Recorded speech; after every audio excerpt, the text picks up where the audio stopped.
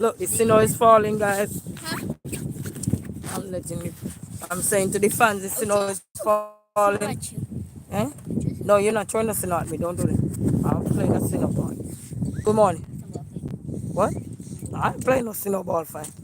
Look, come on, go play in the snow, build a tower or something. I built my big So the right big here. one, the heavy one, the big Mom, one. do you see that? Uh-huh. This is the wall. That's a lot of snow too. Thanks. And the snow is coming down from Billy.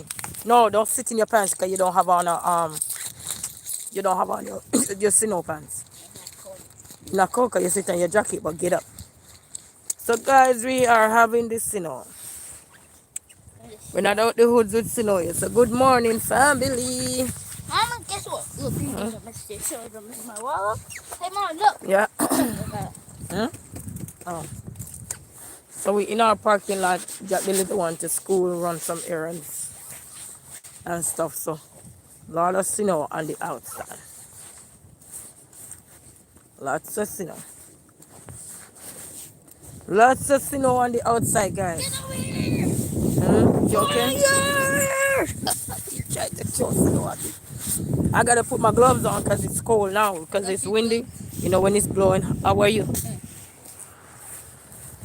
So it's cold. Ow! It's snow going in my eye. You throw the snow in my eye. Yeah, it's cold, guys. Actually, you want to play a little bit on the outside. Oh.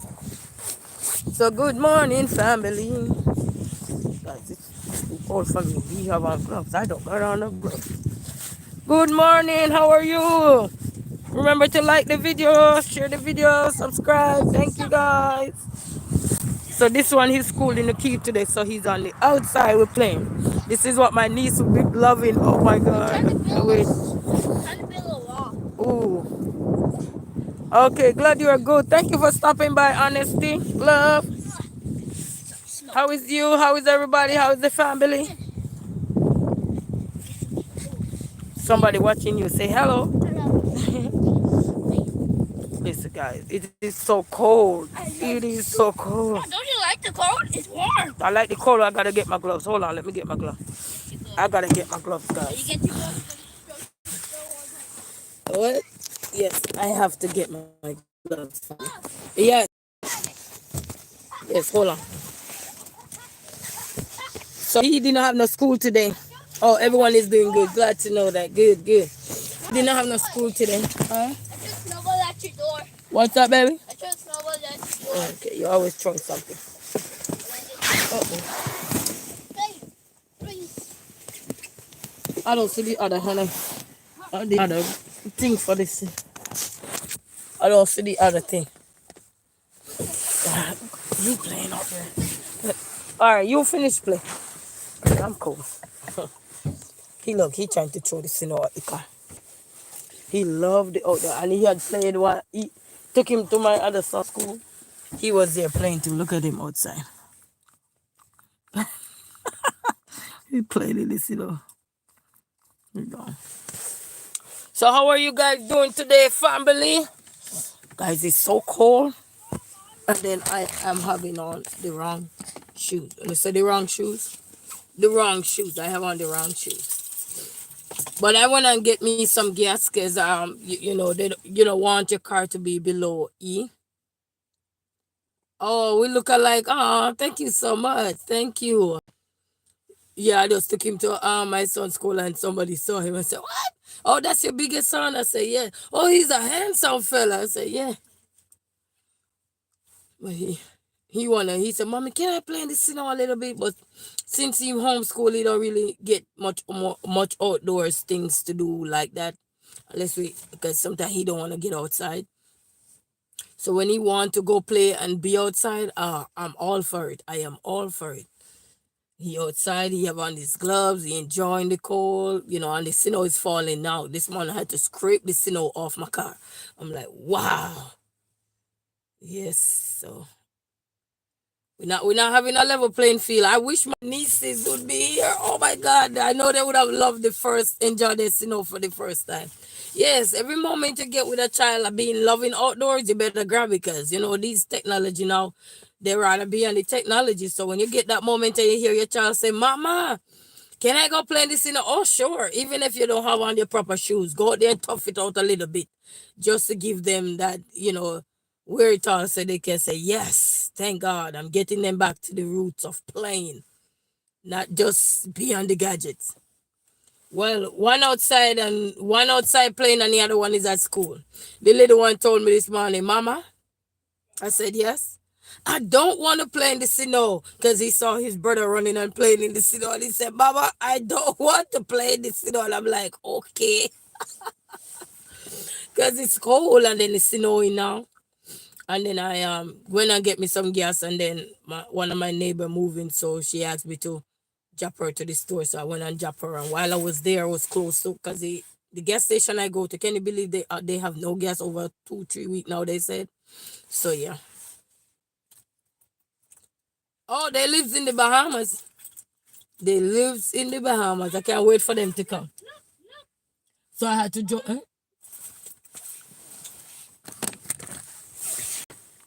What do you want? Look, he's trying to snowball my car. Look at it.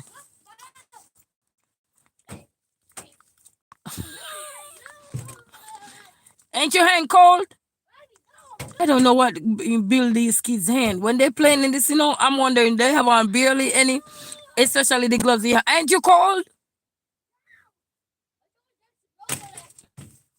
He want to throw the snow at me, but I don't have on the proper shoes, so I would play with him. No. You gonna break the glass? That's what you get in the day. Yes. What? What do you want? Oh. What do you want? Where's the snake? Hey boy. No snake would not survive in this cold. Oh, it's a snow snake. Somebody saying hi. Wipe your mouth up here. So it is snowing, guys, as you can clearly see. It is snowing, see? It's snowing. Yeah, we get a lot, guys, because it's plug, it farm up, you see? We get a good amount. Not a whole lot, but you get some right there. You're not shit by wall. Oh. Hey, Hi. Go sit right here. Sit. Somebody say hi, Jay. Hi. Wipe your mouth, baby. Use your gloves and wipe your mouth down. Yeah. So it's snowing out here. Look at that playing field over there. We love the snow though. I'm trying to see how much when you step in it, like how much into it. Let me tell you the part that will make you slide on your bottom. Let me show it to you. So you gotta have on proper shoes. You see, like this part that turn ice, this part will let you, you watch him Home Alone where they say, hey Jamal, how are you? Blessings to you, my brother, thank you. So this part of the snow that you see right now, it will slide you and make you break your behind. So you don't even want to play with this part. This is the best part for kids to play with. This part here, okay? You're dropping your foot in there, you see? Yes, but the other part, no. Never want to do that. That's how you slide. How are you, Jamal? Greetings, my brother. Thank you for stopping by. I appreciate you so much. But guys, it's breezy right now. Oh, yes. Thank you so much, Jamal. Look, he just trying to knock me out with snow. All right, we gotta go. He just trying to knock me out. He's trying to knock me out with snow. Look, all over the place. Look at it coming.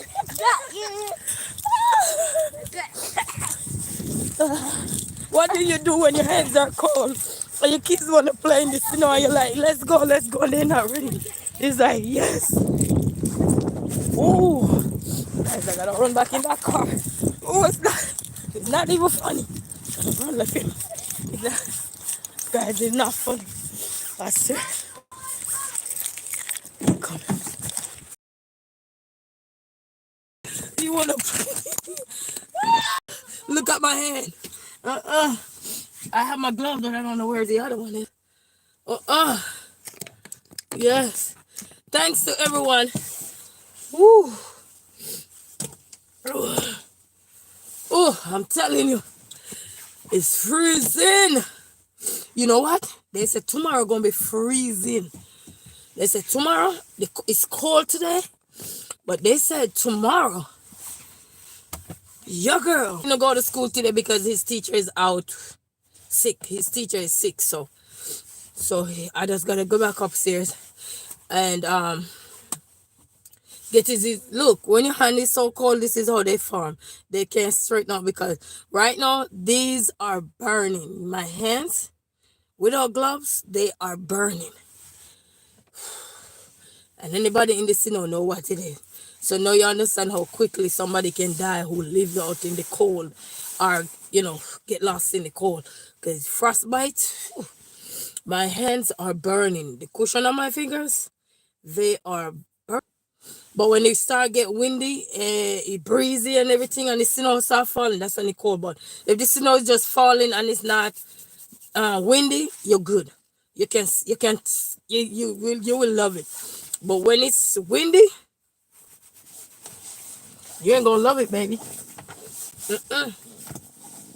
When it's windy, even your poor little ears you felt like your ears is borrowed, and somebody said, "Bring it back, bring it back." So that's when you have to put this on. Because technically you don't have to put this on if it's not windy. Like when it's snowing and it's windy, you can just go along. But man, I'm telling you, your hand burn you. And then your feet, if you don't have on the proper shoes, you won't be able to last outside. Nope. Not in this kind of weather right now.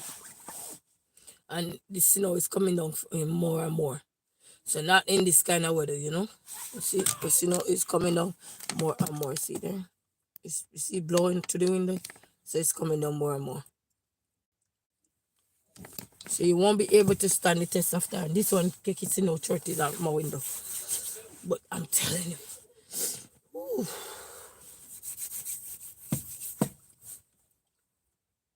If Sino could break your window, he would have break your window. So good morning, blessed people. Good morning. Since I'm outside, I say might as well. But he out there trying to, aren't you cold? I wonder if God give these kids extra hands while they're playing in the indoor. He have on gloves, but the gloves he got on is a cloth gloves. So how is he managed to be out there playing with his hands? God must give these kids extra heat in their hand. Come here, I want to ask you something. Jaden. I want to ask you something. Aren't your hand cold? No. What do you mean no? Wipe your nose. Take your hand and wipe right here so your mouth. Jaden, take your hand and wipe right here or your mouth. Right here, yeah. Right here. Look. Look in the mirror. Look in the mirror. I don't know. God must give them extra warm hands because that's a cloth gloves he have on. He don't have on the gloves like these with this kind of material. He don't. So he must get extra extra heat in his head. Are you ready to go? But I'm ready to go. He gonna tell me he not ready to go. I'm ready to go. Mind you break the window, baby. Mind you break the window. Well, you will know how if you break it. Because I don't know why you take the ice off the window, because then I gonna have to do extra cleaning. You just take the thing and fog it up, and then everything you throw now is gonna freeze. Because it's very cold. And it's falling down a little bit more harder now too. Let me show you guys. It's now. You see it coming on a little bit more. Sometimes you're showing because the snow is so white you can barely see it. Like looking through the camera, especially if it's not a good camera. You ready? Because my feet are burning, guys. I don't have the proper shoes on. So I have socks on, but my feet is burning. Because the goal was to just run outside, drop the little one to school, and come right back. He want to play in the And of course, I'm going to make him play in the but I didn't expect he going to tell me no. Not ready yet. Okay, let's go. Let's go. Mommy cold. Mommy feet is cold. My feet is literally burning me now. Let's go because I don't have on the proper shoes. The shoes is warm, but it couldn't test. It's not for the test of this, this kind of particular shoes I have on. It's just like if you're indoor or whatever. What are you gonna do now? Let's go. Aren't your hand cold? Let me show you what's on there. Let me see your hand. Show me your hand. Show me your hand. Show me your hand. Go out some more. Go out some more. Look at it there. Show me the glove. You see how listen? You're telling me that little boy hand ain't cold. Look at that. What kind of hand he get? He have on gloves, but that's a cloth gloves he have on. Ain't your hand cold? No. What? I'm fine. You got extra warm heat hands? Okay. I'm telling you. You know what? I know how to get him to go. All I gotta do is get out the car, go upstairs, and then he will come. But I sit in the car asking him, you wanna go? He just gonna tell me no. If I don't walk away, he ain't gonna come.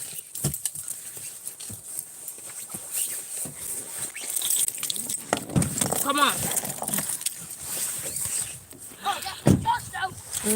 Jojo, wait. Let me see something. Come here. Look at these hands look like dog. Look at this hand. That's. All right, let's go. Let's go. Oh, this snow is tall. No, I'm going. Bye. Look at this snow. The walkway right here is clean, but look over here, it's not. Go make it run. Stop. He just trying to run me down with this. Guys, my feet is so cold. I can't even feel my feet. I can't feel my toes. Because I don't got proper shoes on. Let me show you what shoes I got on. So shame on me. Hold on. Let me show you. This is what this is what I got on. So that's what I got on. But you see now it's blowing right now. Jenny, stop. Look, he just leave on so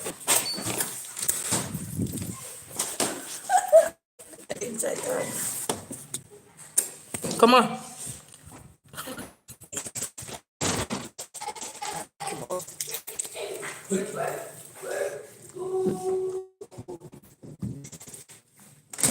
Okay. Okay, stop. I gotta open it.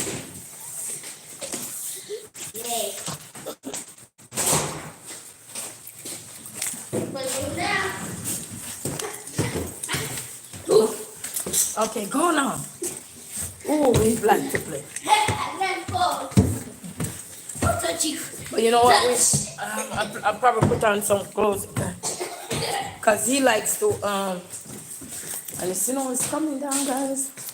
Look at it at the window. He's just trying to get me caught. He's coming down at the window, family. Look at it. I'll freaking jump over there. It's coming down at the window. It's not blowing a lot, but it's coming down. Okay. Go. Go. All right, let's go up the stairs. He likes to take the stairs because he don't like the elevator. But the only reason why I'm going up the step with him is because he motivates me to walk. Because normally I would take the elevator. And you know, when a kid is homeschooled, they don't really get to exercise much. So I'm glad he rather take the stairs than the elevator, you know what I mean? So that's a good motivation for me. Because then to climb all the flight of stairs. We haven't reached where we're going yet. Go. He just trying to get me. Ow! Go.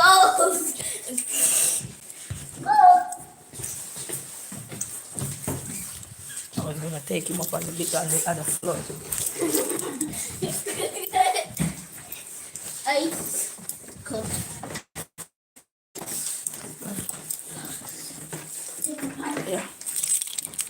Sorry. God. Ice. Look, he's still. Let me see your glove.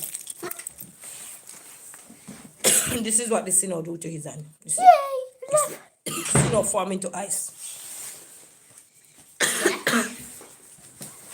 Goes, goes, goes.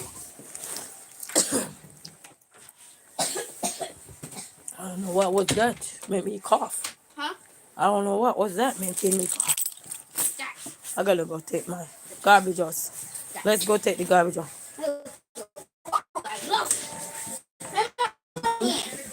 Yeah. Yeah. Huh? Actually, his hand was not barely any cold. Look, guys. His hand was barely cold. He have a warm. How is that possible? That's like you that. No, I'm out there in the gloves and still feel the knuckle of my hand freezing. Unless you did not keep your hand in the stove. Alright, let's go throw the garbage out and come back. I'm gonna keep my wife just so I don't feel the stove. I guess they say God protect the children. I guess so. I'm telling you. You put your hand in that tiny gloves and you will be freezing. Nope, I'm still gonna put my hand in there. Glovey. Alright. That's my glove. Huh? This yours are soft. Yeah. Sticky soft. You know, I put my hand in that tiny glove Huh? and I would be freezing. Oh, I got some more garbage to take out too. Go get it. And he can push his arms. And he can just put his hand in that glove and not freeze. I'm telling you. Let's get it back to you. Let it carry That's good. But this thing was cleaning up last night. I have these box here, so I gotta take them out. I gotta take them out. Like it says, Yeah. I was actually cold the whole time, but I didn't care anyway. You were cold? Yeah, but I didn't care. Because I like snow. I know you guys like snow. So you That's don't care. not good. That's not good, baby. You don't care. That's still a little bit cold. Huh? I can't wait to put some snowballs that shit to make it even colder. Yeah, I gotta put my shoes on.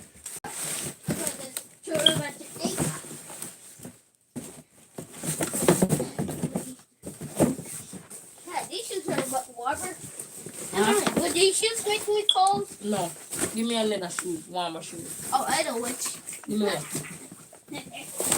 When I get to it pretty easily. So these are garbage. Where are these? No, that would no. I want to make you No. freeze. And then cover your legs stiff. Nothing can knock me. Did I turn the heat off? Yeah. These are not going to be cold. These are the box. I'm cleaning up my room yesterday. So good morning, family. Thank you guys so much for stopping by. Appreciate you guys, but I gotta take this garbage out. It's the inspector coming today. I don't know. This bad it's got. You got tall shoes? If I got a tall shoes, Yeah, if you got one. hold these. Carry that one. No. Which one is this? No. These can be my favorite boxes on my bed. No, don't carry all the back. Man, Let me put the phone on my finger. no, put the beers in your head. They can't See, fit. these kids wanna carry all the garbage. No, wanna carry it in the room. No, you're not accepting no garbage in no room. It'll leave you up here. Well, I need to put on something because my foot is burning me. If it's burning you, because There's somebody had me in the car. Sorry. Where's my shoes? that kind of should have just stayed in here. Sorry, huh? Why didn't that stay in the car? What? Because you have to play with me. You guys want to be cold. Yeah, but my feet is cold because I don't have the right shoes on. Mom, why did you wear that shoe? What shoe? That shoe. What shoe? The shoe that you were wearing today. I don't got the right shoes on. Why did you keep wearing it though? Why do you keep wearing this I shoe? got this Mom? one in Dearborn Mom. family. This one Mom. is nice. $20. Why do you keep wearing these? Yeah, because it's look, I have on the house shoes outside. I must be cold. Ow! Oh, he stepped on my toe and it's Somebody will step on your toe when it's cold, you feel it. Because it's like the hardness of the coal in your foot. And then somebody come and, don't do it, don't do it, don't do it, don't do it. I'm getting old, I don't want to have no problem. I'm not getting younger, so everything you do happen to you, you're going to feel it later. And it's a long run, when I say short run, long catch, I don't want no short run, long catch later. And that's what happened. You have back pain, you fall, and you take it for granted, and then later on you only feel that you have arthritis, you have all kind of sights. Feel that, Mom? You have all kind of problem. No. All right, let's go throw the garbage down. I can't wait to make it even colder. Huh? I'll throw some cold at your face. It's just so fun. I throw snow in your hair, Baba. No, why would you want to kill your mama? I throw snow in your hair. Yay!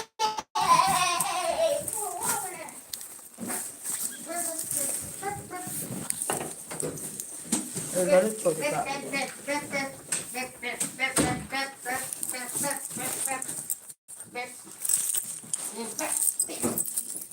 But I will like this, I'm planning to take the paint outside and just paint this, paint a section of this, not today. Probably could have done that when I come back. Take him outside and surprise him because he looks like he have been outside. Because he's the one who homeschooled.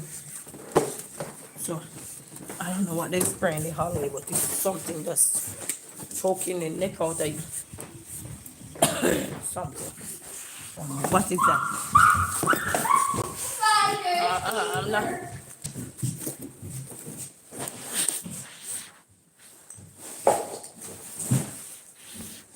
Snows.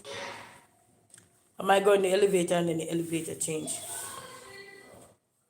They spray something. I don't know what is that. But I guess I need. Make it sneeze something. We're going down in the elevator. And then I get the kids their breakfast. They come and say, oh, Mama, I gotta go to school.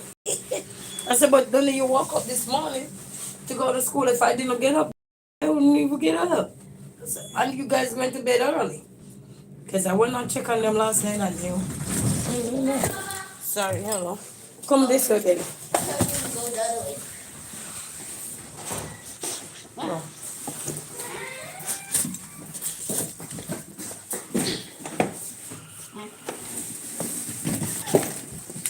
This is what you call behind these prison walls.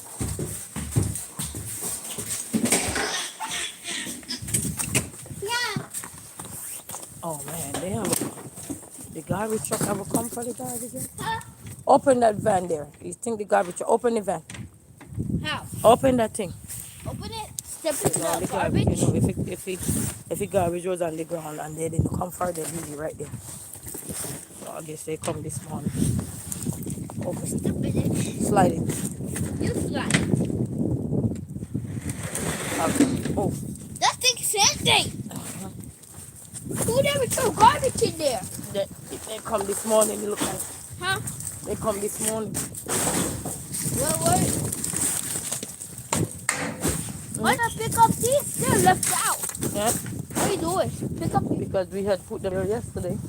So pick your garbage up. I did. Pick all of it. So. I'm gonna play the stove. Wow! Yeah, the truck come this morning. See the truck. Yeah, they come this morning. I'm still playing the stove. But yesterday I took garbage. So I locked the door, so yes.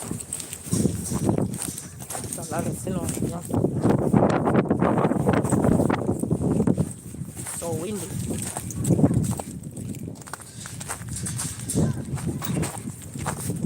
It's so windy, guys. Windy.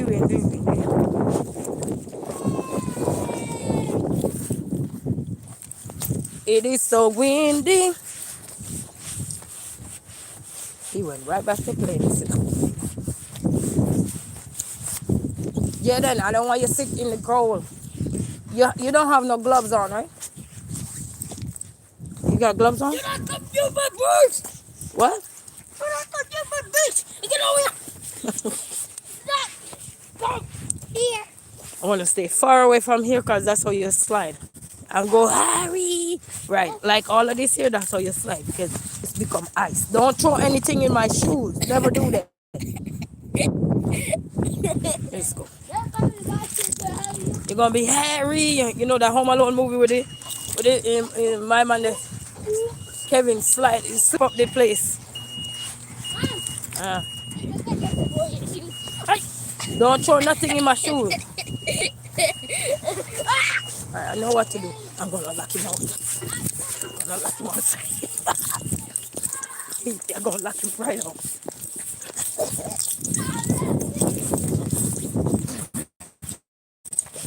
I'm going to lock him outside.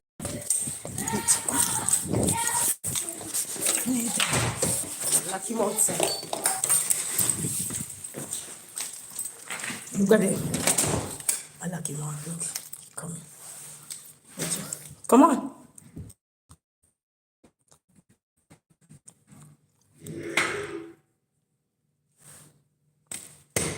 Jaden, you can't do that.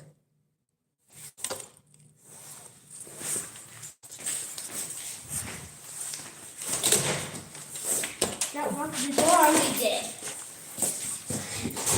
My hands. What's wrong with your hand? No. Yay. What's wrong? No. No. You enjoy yourself? Yeah. Look, he went upstairs and he changed his shoes. Hi, Miss Scott, how are you? Greetings. It's a hard song. He went upstairs. I wish this wasn't a glass, then we would have just jumped over there and go play this, you know. Huh? But we can't go over there.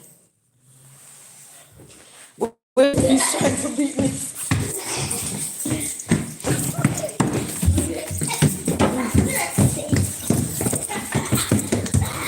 Got you. My legs. He said my legs. Thank you so much, Miss Scott. I appreciate it. Now, don't you like this here? Guys. He likes climbing the stairs, so I have to get the energy from him. I don't know. God put something in your hand. You want to cloth gloves you playing in this now. Something is in here. Oh, somebody spray something. And every time you come through that walkway, you're coughing. Guys, his hands is so I don't know. Somebody spray something. So we're back, guys. I got me a number too. Got me a number.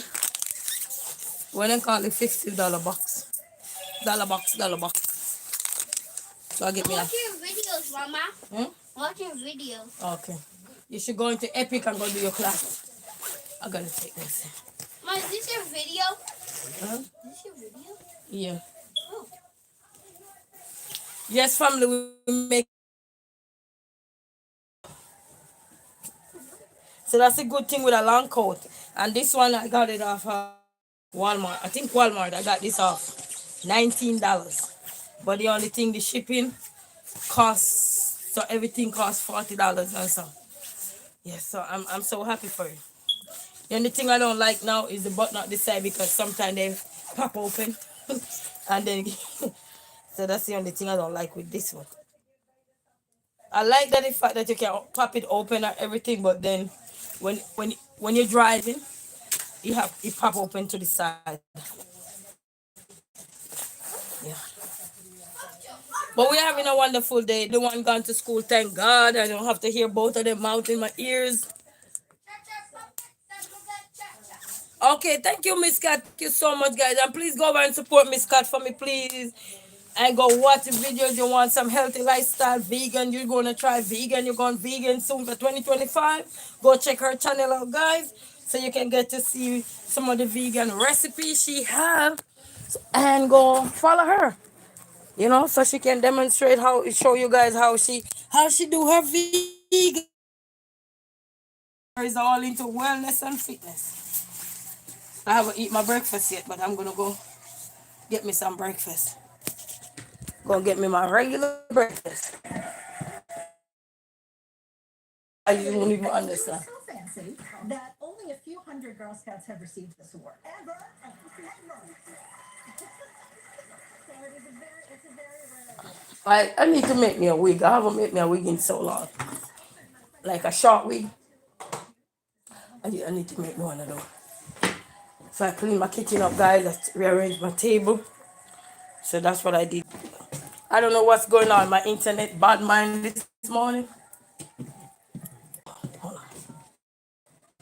Gonna make a quick little breakfast to eat. I already eat. So I'm just gonna make myself a quick little breakfast. Let me wash. Let me warm up my hand with this warm water here. And then I'm glad today and I talked to his teacher this morning about the about the endomentum, because he be doing too much work and then they telling you that, oh, he need to do more work. I'm like, what?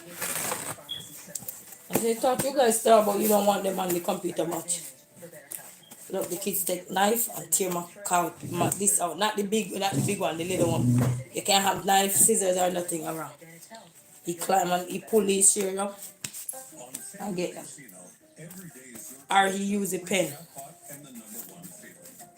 These are genius. Yes, they get the pen and they use it.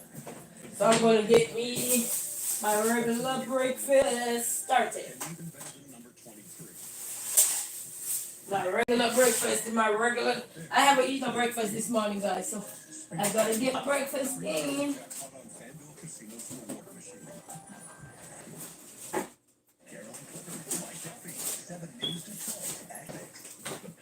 Yes, I gotta get my breakfast in, guys. Gotta get my breakfast in.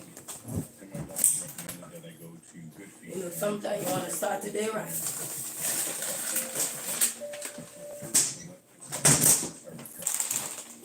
And then I gotta set up for tomorrow, because tomorrow he have a meeting. He got a meeting tomorrow. Are you in your class, babe?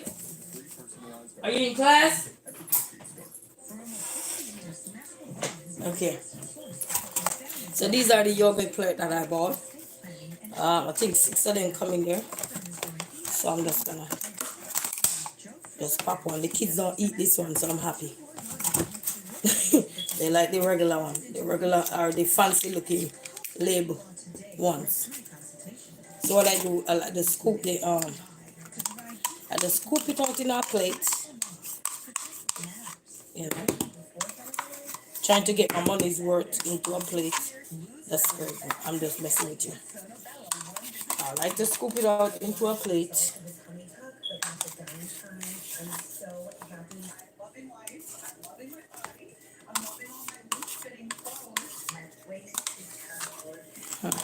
Then I spread it out. Spread them out.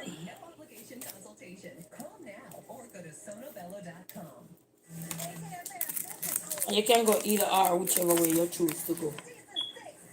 Whichever way you choose to go, you can go. This is my new fall breakfast of 2025.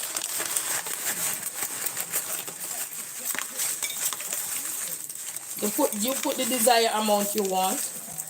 You want it, you probably can blend it. And then got me some more blueberry. I don't know how much longer these will last. And I'm gonna scoop up some in my hand. Probably this is only one serving. Yeah, this is one serving. So I'm just gonna wash all of them in here. And then it's gonna be the breakfast of this morning.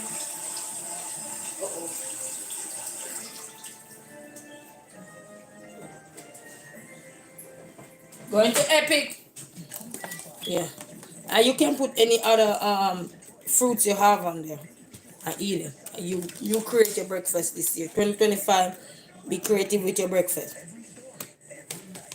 I like the sour apple, the green apple, the green apple, not the one that feel khaki. The other one that It's green and it have this sour light limey taste to it and stuff. That one is nice. And then what I did now, just go in, go drop. Then I go in and then I mix it, combine it together in the plate. So you know the granola is hard, so if you're not planning to take your false teeth out, you might as well go. Or you're not planning to squeeze your gum, that if you move a teeth out your hand, then you mix it up with it, and then that's your breakfast. And you can add other stuff to it too. You know, you can always add other stuff, but this is what I got for my breakfast, and I'm loving it. I'm not a big fan of strawberry, but I like when the strawberry is sweet. Then I will eat. Yeah, and then this is gonna be the breakfast right there. And just scoop it up and just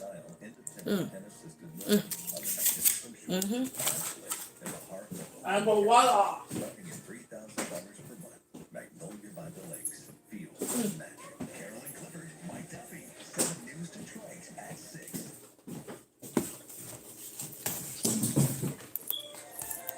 I'll be right back. Under fire. The LA Inferno sparks a firestorm of controversy about the response from local and state leaders. Your governor's gutless and your mayor's gutless. They need to throw them all out. Did officials ignore vital warnings? What do you want? I asked you a question. How to eat my breakfast? No way to prepare for this historic natural disaster. Mr. Right Now, how Democratic Senator John Fetterman's trip to Mar-a-Lago A few hours. is raising suspicions from the left side of the aisle about his political alliances. Ooh, I like the table right here, family. Or is he It's just all that white stuff going on in the back. the incoming I like it. president? I buy these paper towel the other day. They're so thick. Not bad. To rebel against the idea she is not allowed to get old. So I just have a little bit of granola left. Embrace a new age. And you can put grape in there too. I tried with the grape. The grape is not bad with it. That sweet is sour tangy taste. Depending on the desired taste you want for that day. And trust me, when I eat this, guys, I'm filled for the whole day. It kind of hold me, you know. Sometimes you need your energy. And blueberry is good for you, you know. It helps. It's very good for you, so. I never tried what kind of yogurt. I've never tried the Greek yogurt with this, but one day when I go back to this, so I'll get Greek yogurt and try it with it and see how it bring the flavor of the yogurt up. I'll let you guys know. So I will definitely let you guys know about that one of these fine days. Oh, that's a nice dress they got on. But I really like the table this way too. You know, it's make you relax and not not so not so much jumble up in a corner. You know, sometimes all it takes is to rearrange your house for you to get a better feeling of yourself, of the environment, to appreciate the environment more or so. So, yeah, you know, I need to shuffle up that part. I am not worried about that right now. I just need my computer desk and chair to set up so I can get things rolling, you know, get things rolling. But I want to say a big shout out to all the subscribers, big shout out to every single person who, you know yourself, you know what journey you are part of my life. You come and you play a role in and everything. I want to say a big shout out to you guys because without you guys, it would not be possible.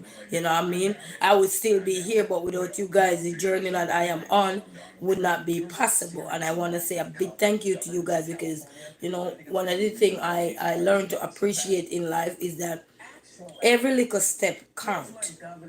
Even when I don't think it counts, it matter. Because even if somebody just come on here for a quick second, a 2 minute, a 1 minute, a 3 minute, everything adds up. So it all count in support, you know what I mean? So and my silent partners as well, people who, you know, supporting, but they're not ready yet to say, hey girl, hey friend. No, you know, they're not ready yet to say, how are you, resilient? How is the crazy life with you going? You know, people not yet ready to interact or anything, but they're still there supporting the journey. of the madness, of the craziness, whatever I put out there or whatever, whether it's fun, it's interactive, whether it's boring, whether it's silly, whether whatever that is in the genres that I dabble into. I want to say a big thank you to you all. Because one day I know that growth will be something that when it comes, it's not gonna be like it's gonna be something that what? Yes, she deserved the growth. She deserved to earn her growth. You know what I mean? So keep doing what you guys are doing, and thank you all so much because life is what I make of it, and life is what one make of it. So whatever that look like for us, like I got up and I just fell in love with this. I'm like, okay, let's eat my breakfast. That there are, magic lasers in the sky that direct the weather. That doesn't work. It doesn't happen. This is a catastrophe, and this is what's happened. And let's try to figure out how to work towards not having it happen again. But, we don't control Mother Nature.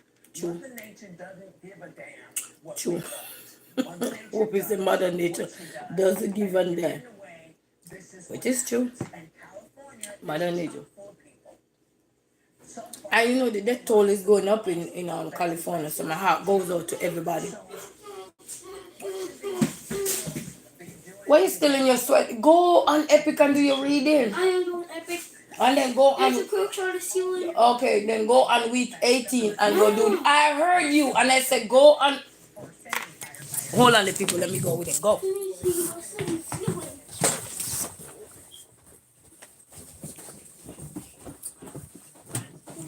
Go into your Epic. Where is the broom?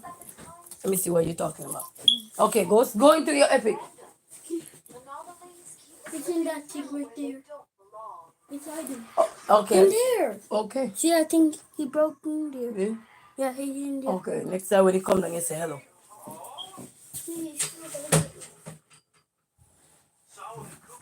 They said they're coming in here, so let's see what they come and do. Huh? They said they're coming, so let's see what they come and do. Okay, fix our thing up there. That Yeah, they need to fix it. And I don't know what this noisy thing making noise. I don't know. If it's the most noisy. That's one in my room, and that thing's so scary. What's red light? Oh no, the fire alarm went off last night while you guys were asleep. I was still awake.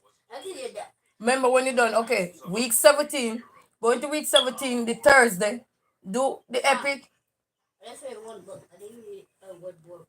Okay, but I'm telling you, week 17, Thursday, that's the only one you have done for week Thursday. Then when you're done with that one, go into week 18 and make sure you do the reading passage and the Epic. So you have all of that to do. So go finish up your work. Chop, chop, quick, quick. Is that a crook right there?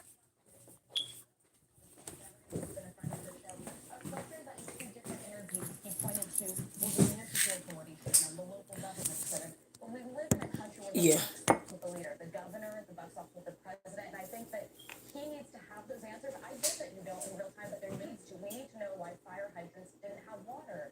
No, it's not that they didn't have water. The fire hydrants had the water, just not enough to put out 9,000 burning buildings at the same time. And here in New Jersey, if you, I say this a little bit because I'm trying. I like your jewelry, Whoopi. Whoopi have on some cute jewelry. When you turn on the water to wash the dishes and somebody's taking a shower at the same time, and then you're trying to wash the dog outside, there's no water. Yeah. That's how you have to think of it. 900,000 things at one time looking at one spigot. That's how you have to look at it. I think I say one last thing is the LA Fire Chief Crowley, who said that they needed more resources and they didn't have them, was kind of contradicted by some folks. But I don't think there's a fire chief in America dealing with this crisis who would say that if it's not true, and that needs to be looked at. If there are not enough resources to fight the fires, then there needs to be more money going toward that. Well, Whoopi, you're right. I mean, experts have said that it's the local water shortages happened not because there wasn't water, but because the city's infrastructure wasn't designed to respond to a fire. A mass fire, yeah. That was a large amount of fire for real. Right about that. We can't say anything we want to say, but by the end of the day, natural disaster is going to outnumber us as human beings, No matter how much we're trying to curtail stuff, natural disaster will outnumber us, They must have climbed over the wall because now they're here helping put out these fires. and Canada coming in, Mexico coming in to come and help with the fire, because it's beyond, man, it's beyond what they have in America. Can you imagine all so many firefighters in America, but still we need the help. So what we gonna do? We gonna do? Embrace the help, take the help, be grateful. And next time going forward, since this is a wake up call, then we can say, all right, then now we know what to do next time. Because if you have to deal with nine, how much your household got burned down just in the split second with the wind and everything and the fire that started, then next time they will know what to do in if there should be a mass destruction like that again. Things in order for something, in order for people to bring a proper solution or so forth, is what is happening now. That's what gonna really give them different ideas, new perspective, and what to do if there should be another mass destruction like this, as such as fire. And it's still gonna be impossible for you to out everything and dot your eye everywhere, because when you have that raging fire that's going on, like, you have no mercy, plus the death toll is going up too. So that's another thing. So heart goes out to everyone who is crippled by the fire and lost a lot of stuff. But remember, if you got your life, it is much more than what you would have lost, because many people not only lose something, but they lost their self in the fire as well. So that is double devastation right there. So if you get out of the wildfire, your family get out and everything. I think this man was listening to the radio to where Casey got one of his dog and then the other one they couldn't find him and shot left that he found. He was more excited than anything else. You don't even know that that man lost his house because he was away, and then he tried to get people to go get the dog, and when the fire rescue go to get the dog, go and run away, and he survived the disaster for 5 days. Let me tell you something, God is a powerful man. We might not think he is powerful because of all the disasters that is happening, but we have natural disaster and we have man-made disaster. So we can look at it and just say, God, this, God, that. Look at mankind disaster. Look at how many things mankind do. People run in the crowd, mass crowd, just run into it, and anybody in their way, they just charge them the way they charge them, don't even care. If the baby was sitting right, they don't even care if a lady had a baby in their hand. No mercy. So when we see natural disaster, yes, we want to be mad, but look at the heart of mankind too. So God must angry at us too. If mankind is angry at the world when one person do them something and then they angry the whole world and decide to take a multitude out, God must be angry with us too. He can show us the head. I'm the man. So we want to be mad sometimes, but you got to look. Mankind is doing worse to us. Sometimes you do nothing to mankind and they're doing worse to us. So you win some, you lose some. What we're gonna do is get our acts together, make things right for us, and be a better person. Start draw more to God, so that all these mass destruction, whether natural or man-made things that are happening to us, we can be better off and stuff. And when in times we can call on Him in the proper way, so He can answer our prayer. It's just like when Noah was building the ark, and Noah said, "Get out, get out." When the people mocked him and everything, and these days are bringing up back, because I heard a lot of people talking about Noah and the ark again. Nowadays a lot of people are bringing up back these things. When somebody's saying something to you and you don't take heed, you don't take warning, because you think you're superior to what these people are saying. You hear that they have these measures in place, and a lot of people say it. Even I was watching Tori Spelling interview there, where she said, no, I was reading the article with Tori Spelling. Remember Tori Spelling in the Charms ones? That girl, she was on American Idol. No, she was on Dancing with the Star recently too, and she was saying that she in one of the things she learned throughout this was that she wished she had obeyed the warning when they were having the warning. Then she could have packed some more suitcase and stuff like that, and to take with her and her 5 children and as that, and get out. But she didn't think the fire was coming, and a lot of people said they didn't think it was it was gonna be of that magnitude. But you won't know if something is gonna be of a magnitude unless you take heed. And maybe if majority of the people had take heed, you would not have bring that much mass destruction. But because majority was stubborn, he had to bring it to show them that, hey, I'm real. I'm telling you guys that you need to evacuate, and many people just sit down hard headed. And as a result, he had no choice but to show mankind that, hey, mankind doing this, but I'm God and I'm the creator. I can do this more in a bigger, I can take out more quicker. So we have to learn to take heed when things is happening. Like last night after I got off alive and everything and stuff, the fire alarm start going off, and then we listen and listen, and then I haven't heard no fire truck, then it start going off again, and then you only go off twice, and then go back on. And then because normally you'd hear, and I listen for anybody around me if they're moving, because normally when people start moving, you gotta get out, you gotta get out quick, you gotta start moving. So I remember one day I be thinking, because I live on a high floor, so I'm thinking, and I say, God, what if there was supposed to be a fire in here and I got a trap in here? How would I save my children from the rubble? How would I get them out to these high rising buildings? And guys, I come up with one of the weirdest plans. It sounds hilarious and it sounds crazy, but I come up with one of the weirdest plans.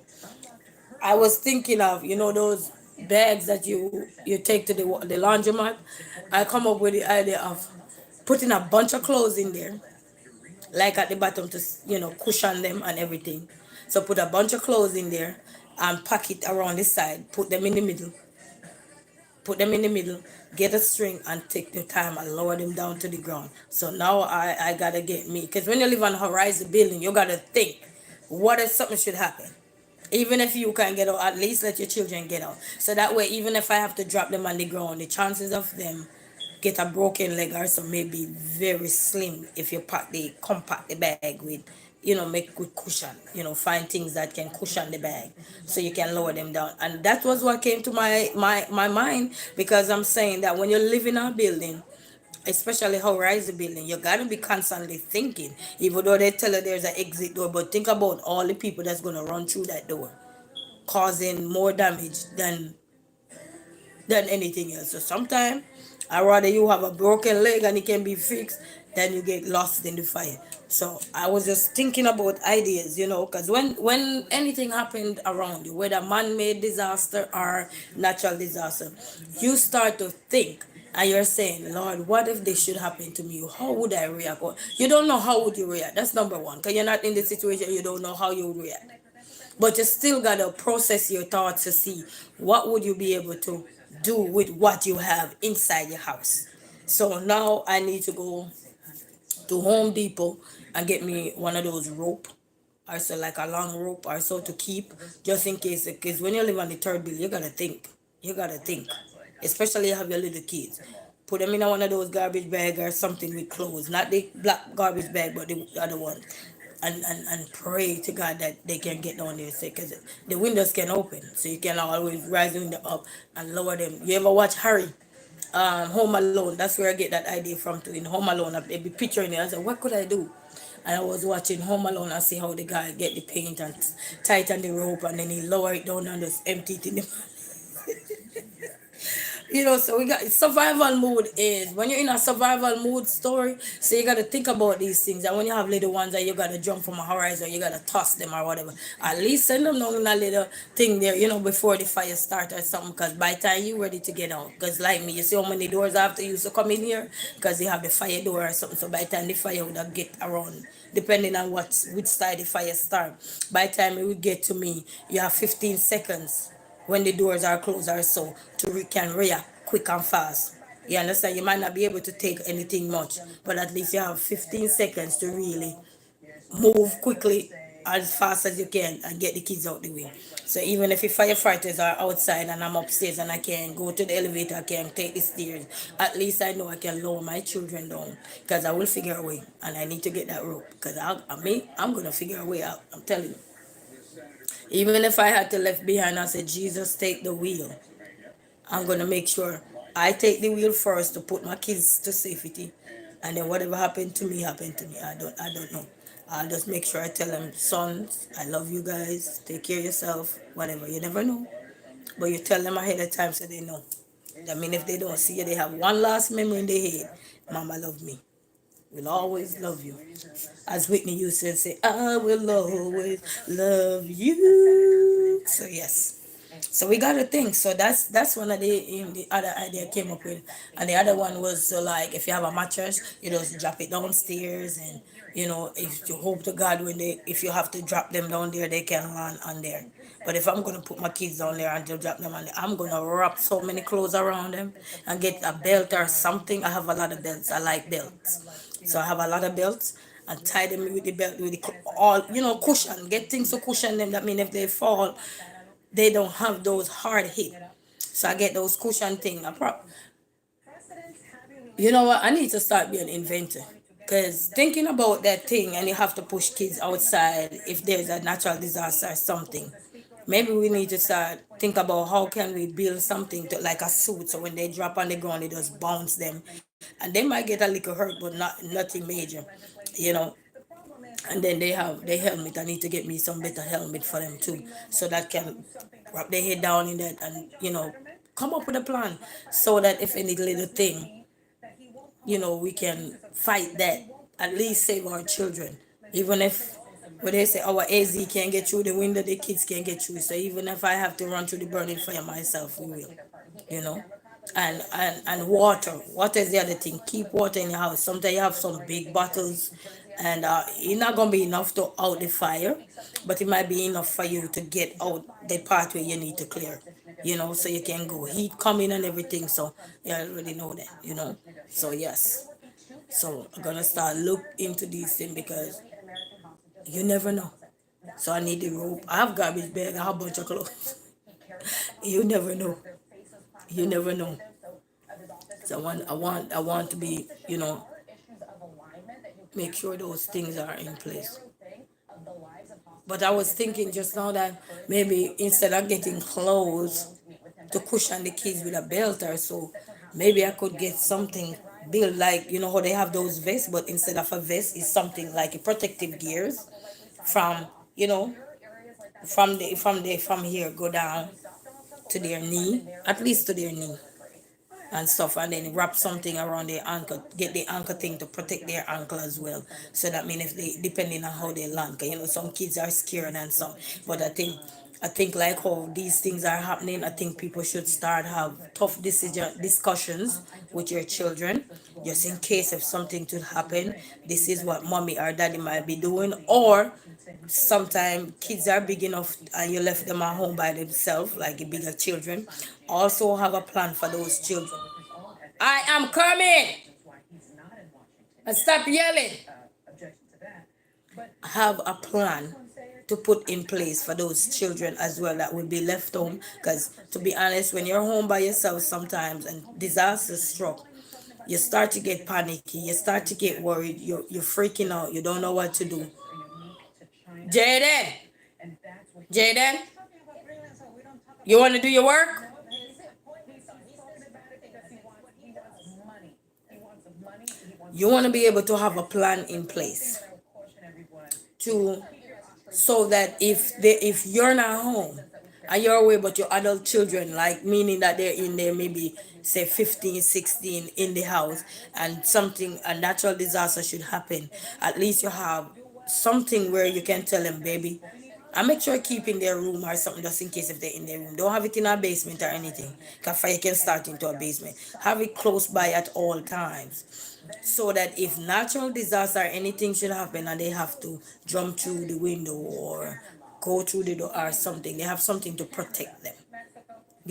So maybe we need to start looking to see how we can do that. Every day I think about stuff and I wish I could have envisioned some of these things that are happening before, so it could warn the population. But even if you do that, envision things that are happening before, like the system that they have in place, most people still not going to take it until they reach at the door. But people, but I think since these things are occurring so more frequently, I think we should start have discussion with our children. Information at the right time We should start, because sometimes even the door that they might have in a building to say, oh, you could escape here or escape there, sometimes that could be blocked depending on what disaster is there. Every Medicare supplement should have. You know, whether man-made or natural disaster, and then if you have to escape to another way, you should have another plan, because sometimes the things that are in place, some things can block that way entrance, and then you have nowhere else of getting out but to either knock down up the window or something, so that you can escape whatever that is, you know what I mean? So you have to always have escape plans in place, just in case that these other plans that are there is not working and you're not home. Have those things in the room so the kids can always know where to go look in case of something, like especially like a fire should happen, what they should do, you know, what they should do just in case. And also teach them the drop roll method. If there's a fire, how they drop and roll when they escape that, so they don't, their whole body is not under fire at all time. So sometimes it's hard to grapple about these things, but think about the benefit of it later when you encourage your children, teach your children about these things that we can't run away from, because these are natural disasters. Some things are not natural disasters, but the same way we still have to put measures in place. We got to, and sometimes the measures that are already there, they need to be upped more. When I mean up more, that means they need to be a little bit more technical. They need to be a little bit more synchronized. They need to be a little bit more difficult in ways that, because sometimes those methods are no longer working, and you have to come up with new plans, you know, because even I'm pretty sure even with the fire that is going on in California now, and most people hidden the warning, and not only that, lawmakers and everybody that is out there doing all the thorough investigation, I'm pretty sure sooner or later they're gonna come up with a different intervention to prevent such disaster from expanding that fast so quickly. And they might have different, who knows, they might have different places where they're going to build other things just in case that nearby communities can, they can go there. It's like a well, but it's not a well, whatever they come up with to bring these things to bring these things closer. That mean the other community, them joining communities that are not affected, can really join hands together to help combat some of these things. It's gonna be hard. It's gonna be hard, but in natural fire right now, guys, I would suggest you guys keep some big gallons of water in your house as well. Not just a hose, because sometimes the main pipe can get burst and everything, and your hose not working or anything. So keep bottles of water just for escape purposes. Keep bottles of water in your house underneath the bathroom sink or whatever. If you have to keep one in your room, do what you gotta do. You know, a good thing now, bathrooms are built close to your room, so you don't have to worry that much that you have to run too far to get to your water storage that you store. Or if you have a big large house, get you some barrels and start, you know, have build a storage area for those, especially people who live in the fire zone or something. Just so it can give you enough time to grab things if you have to. You know what I mean? Because that's what you want, to be able to get enough time to grab things. So if you have to flood your around you out with some water to grab things quick and fast, that's okay. If you have to step in the water, that's not a problem. You know, put up on a water shoes or something. But in a fire, you don't want to wear no water shoes because that will melt on your foot. You know, but if you have to do what you gotta do, do it. You know, so come up with plans and talk to your children about these things. You know, is when natural disaster happen, it's devastating enough for children to say, "Mommy, why are we not going home? Daddy, why are we not going home? Auntie, why are we not going home?" And then now that bring you down in a, that can put you in a situation now where, wow, reality is really waking you up now. Because when the children start to question you about the things that are happening beyond your control, it's really start to take a toll on one mental health, or should I say it can take a toll on one mental health, because now you were just there,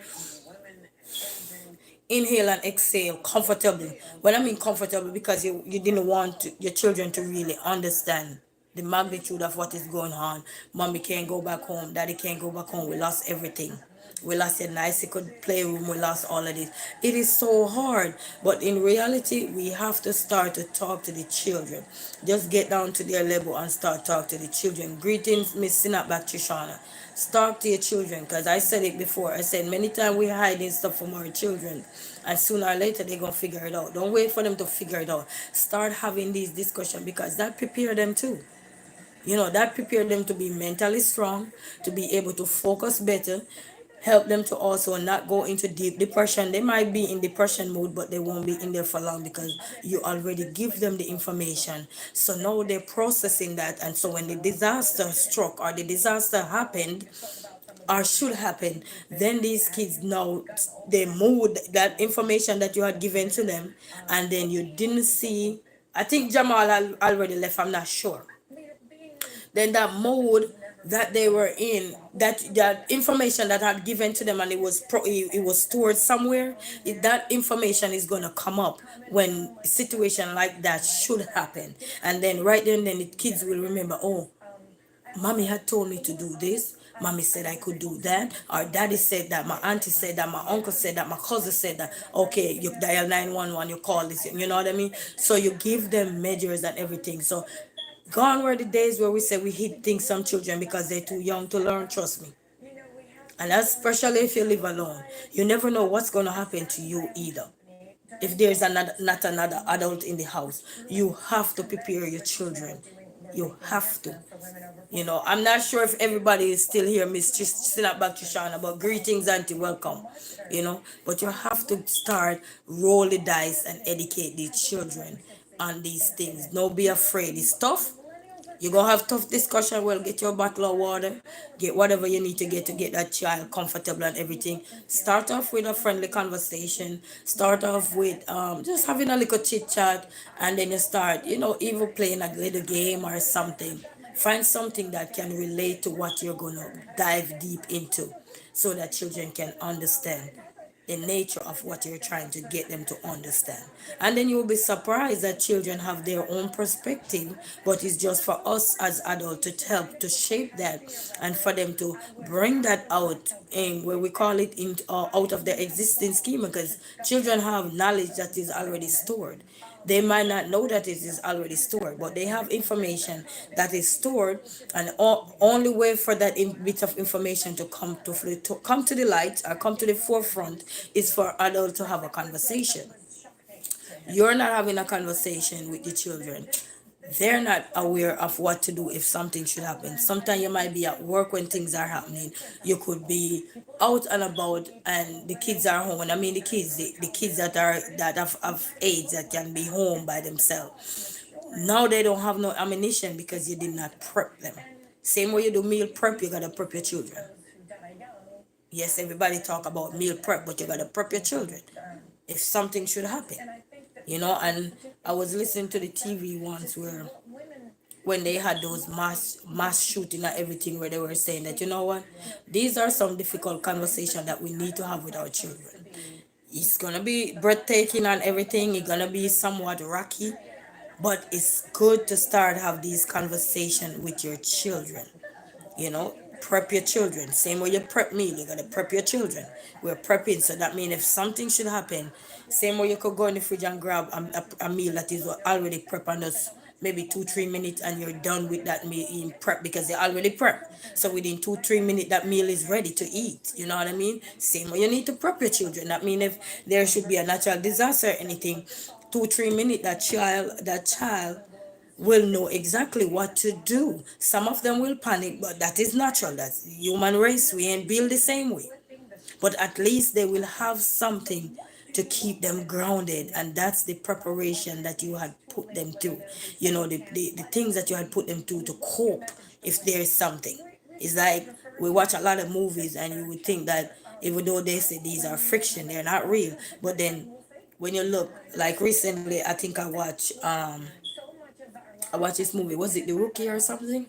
And they go to this place and they were held hostage, and one of the hostage gets shot, and there was a young girl there, and one of the young girl was one of the DPD undercover personnel that can picture and foresee things. and she was there, and she was trying to talk to the people, so because people was pointing at her, trying to get them to do this, do that, while they were in hostage situation. And even though they were complying and everything, and the mother had to say, listen, this guy need to get to the hospital. If he don't get to the hospital, he might bleed to the everything. And that's why it's always good to have knowledge of every little thing. You don't have to have a big in-depth knowledge, but have enough so that when situation arises, you can explain something, and then you can go research or have people in that field can help you with that. And well, so the guy actually give in later with the other lady, because it was two lady holding in a guy and a lady holding them hostage, but they finally give in later after so many persuasion and convincing. Hi, Miss Simi V, how are you? Greetings. And then when the mother said, they said, so who we gonna send with this guy? Because you not going. Then the mother said, you know what? We could send my daughter. And when I tell you, that mother was using her eyes to communicate to her daughter, baby. Daughter was saying, Mom, I'm so young, I can't do it, and everything. And all the mother did was look in the daughter eye and say, daughter, you can do this. You can do this. And she was communicating. Your facial expression communicate without words? Yes. And she was communicating, and she said, yes, you can do this. Because that was her way now to go escape, so that she can help the other people that was on the other hand, to tell them exactly what is going on, where they are actually. Because she was in the situation, you know what I mean? So she can get help for everybody else. And lo and behold, she did it. And then even when they were going through the elevator, the lady that was considered to be pregnant, but she didn't know that the lady know she was pregnant. It was hilarious. And she was saying, you want your pregnant, you want to lose your pregnant child, blah, blah, blah, etc., etc. But it was beautiful, even though it was a movie, but some of these things are happening in real life now. So prep your children. Not just me prepping, but prep your children, because anything can happen. And that's what I told my sons too. I said, if I leave you guys with someone, I need you to use your words. I don't want you to use the words that you would want to share with me with those people.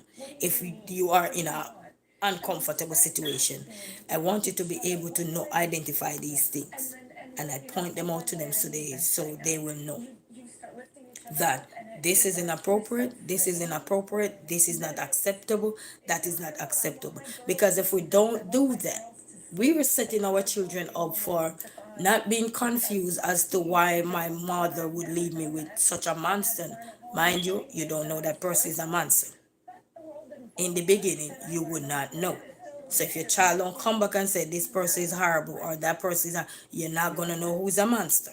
Because sometimes you trust people so much that you don't even see what you need to see.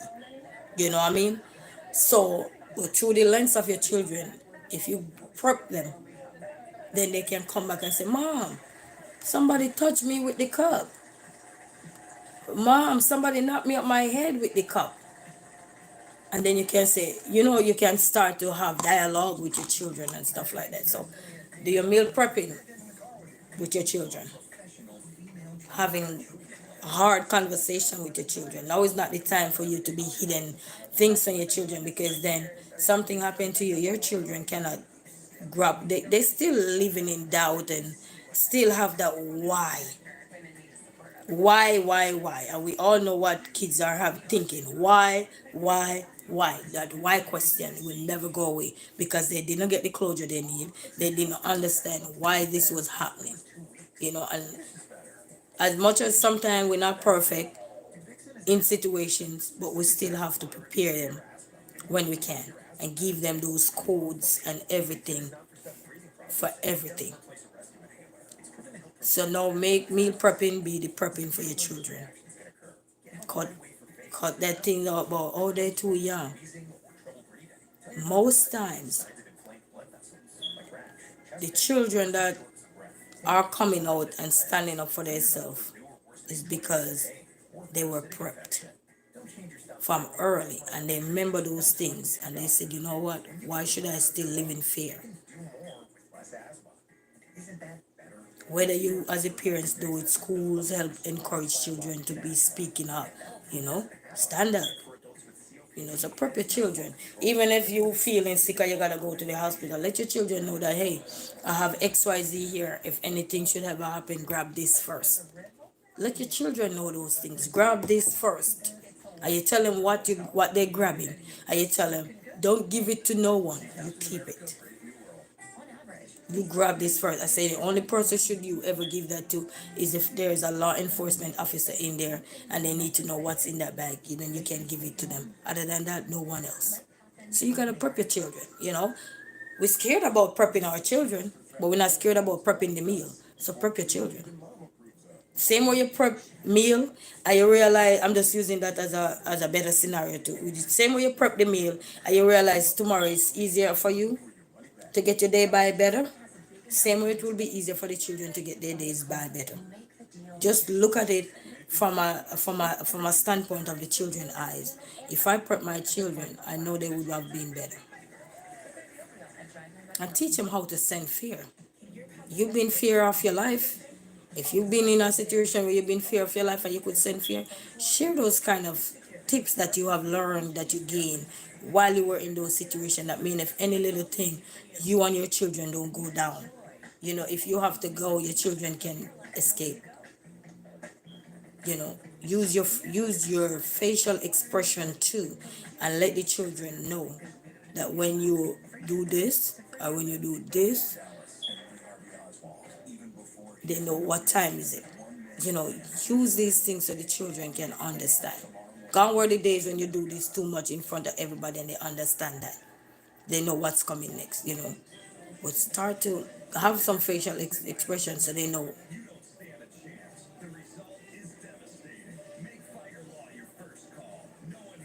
Use those non-verbal cues or clues so you can help your children. Give them whatever that situation gonna look like. Give it to them so they know, so they don't have to be worried so much. They will be panicky. That's natural. Teach them breathing technique as well. How to cope. And that way, that's the only way we're gonna have a better way for children not to be so depressed about a lot of things. Because nowadays, I think a lot of children, because they didn't prep about a lot of stuff, they didn't know what to do. I watched this thing there where this mother was having a baby, and her, I think, 4-year-old daughter was home.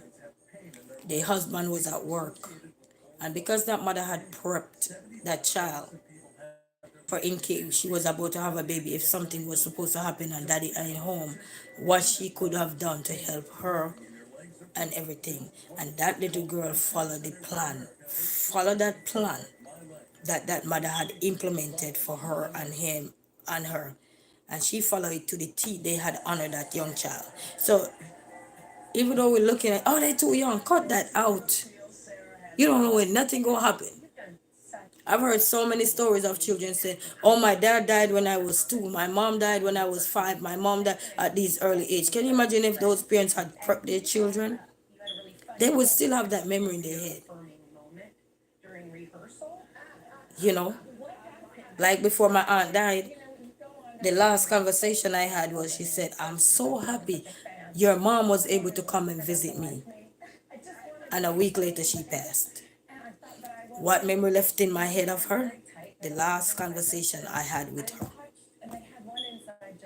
Even though I'm an adult now, but that's the last memory I have in my mind. And then what started to picked up in my head was when I saw her in Clarendon. I was going to visit my dad one day and I saw her in Clarendon. And she was heading to go see her daughter. And she said, I was leaving, by the way. I was leaving to come here. And I told her, I'm visiting everybody before I leave. And she said, I hope you got this, you got that when you blah, blah, blah. And even though she didn't get to see them, she know of them and everything, right? But those are the memories that I have of her. Those 2 last conversations when I was coming here and when the week before she passed. Those are the 2 main memory in my head leading up to everything. You understand? So prep your children. And that mother told her child what to do. She called 911. She was on the phone with 911. She know the mother address. She know what was happening and all these. These are very important information. You know, teach them the phone numbers, the address. You don't let them give out your address though. You teach them not to unless there is a you have to call 911. That's the only time they give it out. If they have to call 911, 911 will ask, where are you calling from? And when they hear a little child voice, 911 will normally say, do you know your address and stuff like that. So prepare these things secretly for the child to use and something, or have a little journal so that child know where to have that, find that little journal and keep it secret between you and your children. So when things need to happen, you can say, do you remember that little red book? And they will say, oh yeah, mama. Okay, go underneath the cupboard, it's under there, or go in my drawer, the top drawer, make sure you remember which drawer and it's in there. If you don't remember, you gotta keep telling them to look, and then that will confuse the child. Because when a child confused, no, they're not thinking straight. Even you as an adult, until you put things down and forget where you put it, and then you're just so confused and worked up, stress take over quicker than how you would have calmed down to think about where. And then when you finally get out of that phase, it's too late because you're already mad. You're already upset. You're already frustrated. So by the time you calm down, I know because I've been in this situation. So by the time you figure out what was this, you're so embarrassed now. I won't even say ashamed because you're already ashamed to know that it was right in front of your eyes, and ignorance to get the best of you, or arrogance. You just because you're not thinking now, because you need it.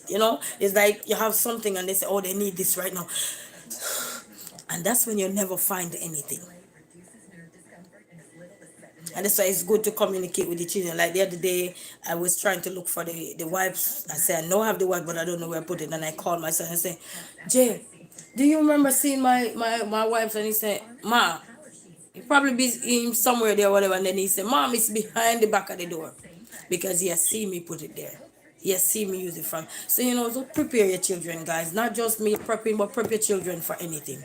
You know what I mean? Find words that are soothing, that is not inappropriate for the children to understand. Sometimes the kids that are advanced in terms of their knowledge and understanding of how they perceive the world around them, they will ask a little bit more question. If you can't answer it right there, and then you will say, I'll get back to you or something, because some children will have more than the surface level conversation, while some will say okay and leave it, which is, I call it the surface level. The ones that are advanced will not stop until they get you to explain further details for them to understand. And I know that can be tough, because then you're trying to find age appropriate words to use, but sometimes if you cannot find it, just be honest. Just be honest, and find ways to steer it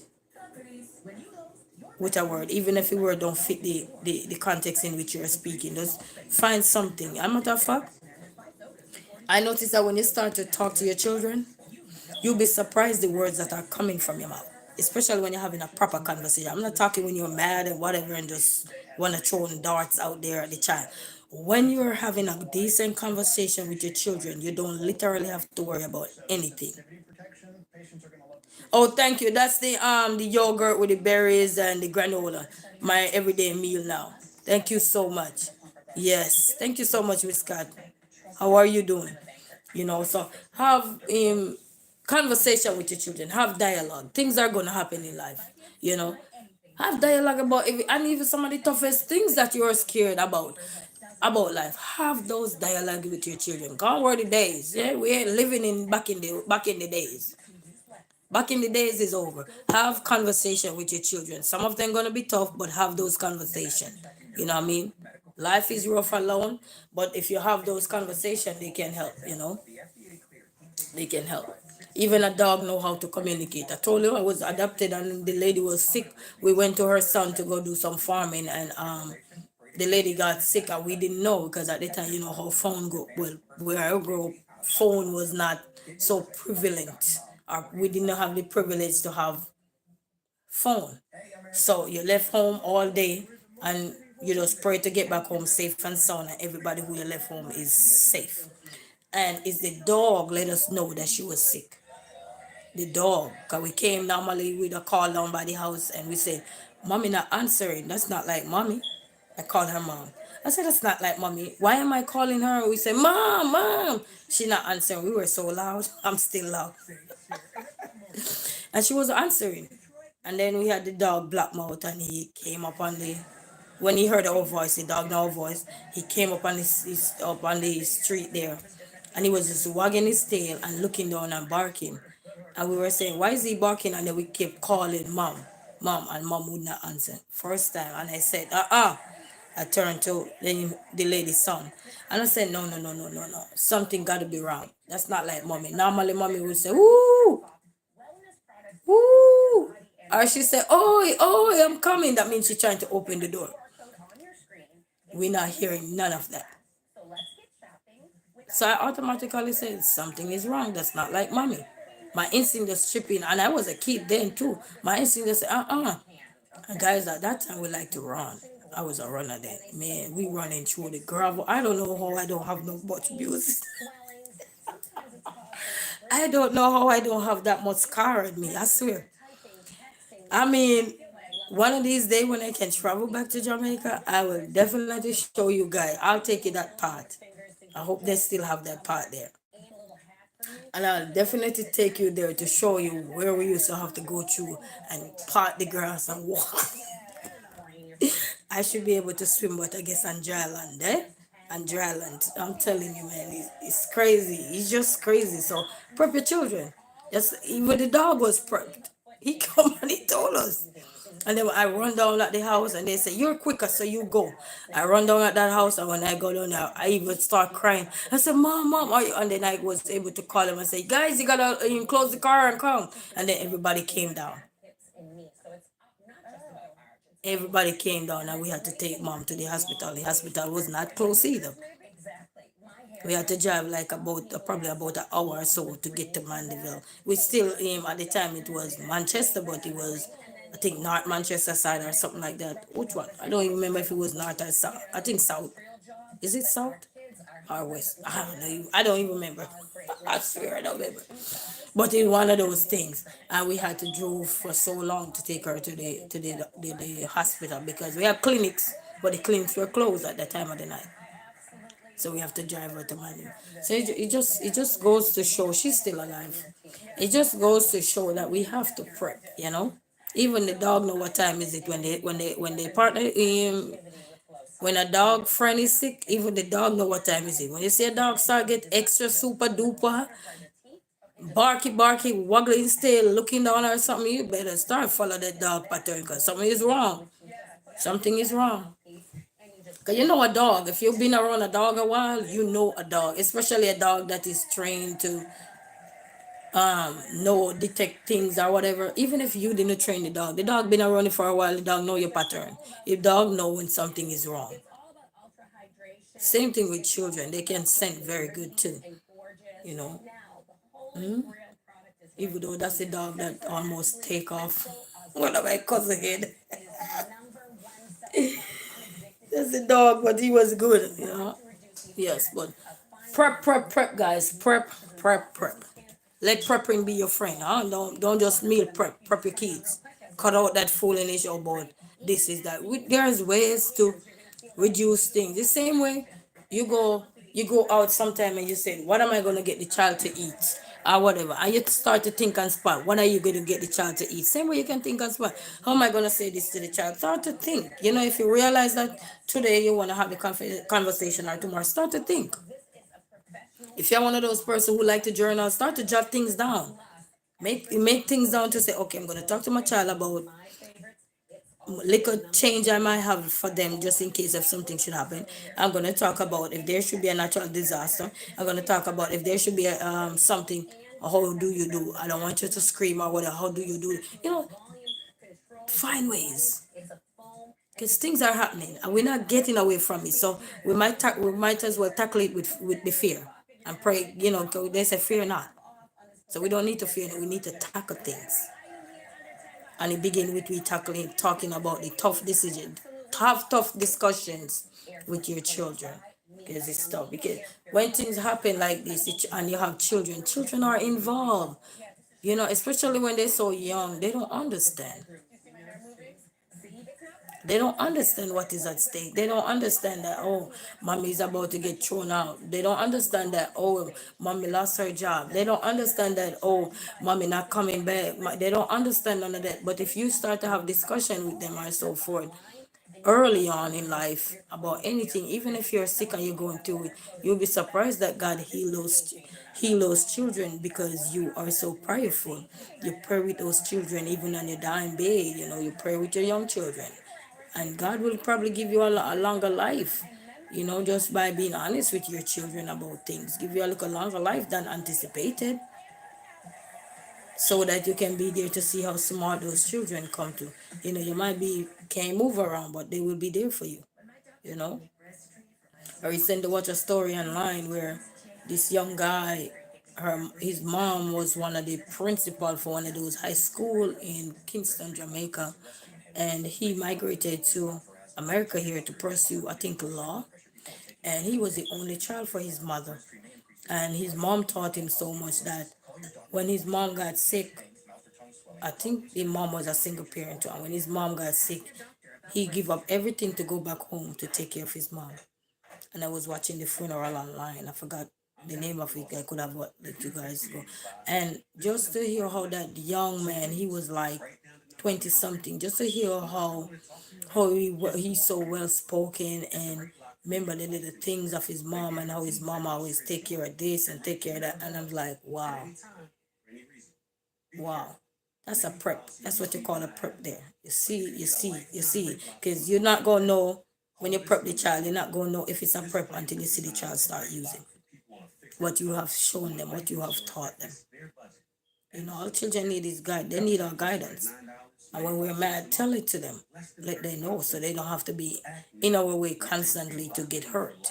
Because when somebody mad, they ain't thinking clearly. And that's 100% true. You're not thinking clearly.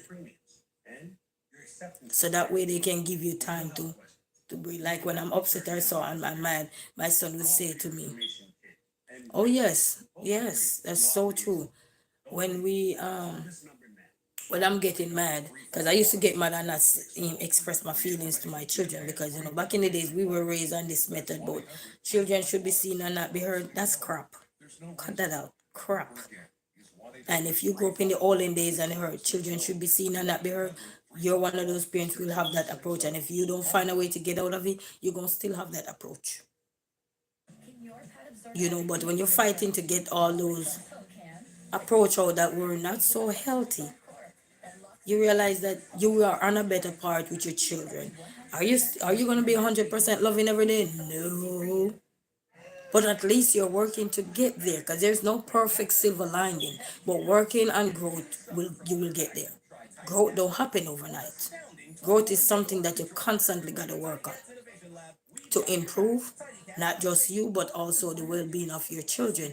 But one thing I learned, that once you are healthy in terms of your well-being, it will be easier for you to cope with the stress that is coming with the children. Yes, breaking chains is the most challenging, but I never want my kids to experience things that doesn't have to happen. Exactly. And that's why we have to prep. You know, we talk about meal prep. Are we prepping? But how are we prepping the kids? You know what I mean? So we got to prep. Yes, man. Things that we have to break that chain, because that's a curse too. We were talking, I remember once we were in science class and we were talking about some of the things that can be cursed to us in life, you know, because of generation. You know, like, oh, your mother didn't go to college, so you don't think you can go to college. That's a curse. You're placing a curse that was placed on your family on you. No. I grew up, and when I was a little kid, everybody said, oh, you guys are so poor. I said, don't call me poor, because when you call yourself poor, then you're sure poor. Not to say that you're not poor, but why calling it down on yourself? It's already printed on your forehead. Why are you need to go take it off? Leave it right there. You will find a way to dissolve. It will dissolve, because you have a goal, you have a dream to get out of the bandage, to get out of the the filth, to get out of the mess. As I said, break every chain, Miss Scott, right here. You know what I mean? So we gotta break that. You know, when I grew up, I was watching somebody live the other day, and she was saying that my mom got 7 kids. My mother got 7 kids too. And I remember when I was young, even though I'm a twin in the midst of it, and my mom, when I used to look at her, I'm like, I said, I only got 2 hands. I swear, when I was a little kid, all I used to talk about, I said, Okay, they always ask you what you want to be when you grow older or whatever. I've always wanted to be a teacher anyway. Because my teacher that passed away, she always put me in the classroom, like if she's sick or do the teaching or whatever. So I've always wanted to be a teacher. So she said, what you want to do? And then I keep looking on her. So when I grow up, I want to get married. I want to have children. But before I get to those places, I want to have a qualification. And the teacher asked me why. My teacher at the time was Miss Bibby. I hope she's still alive. I'm not sure. And she said, it was in a social study class. And she said, she was asking what we want to be. And I said, I would love to be a mother, be a wife, a mother, and go to college. But I said, first, I want to go to college first, get a degree, whether I use it or not. At least if something should ever happen, I can rely on it. I have something to look back to. You know what I mean? Because sometimes you can go to college and you get an education, doesn't mean you're using it.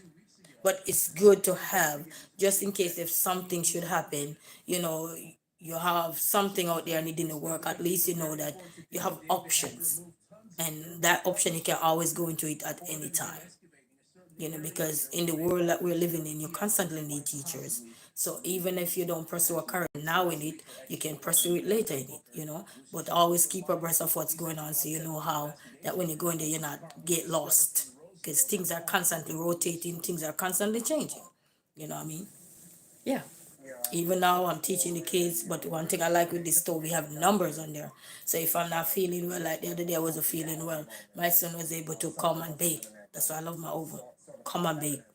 Get the pan. He said, Mommy, what should I do? I said, drizzle the olive oil. So he know what drizzle mean.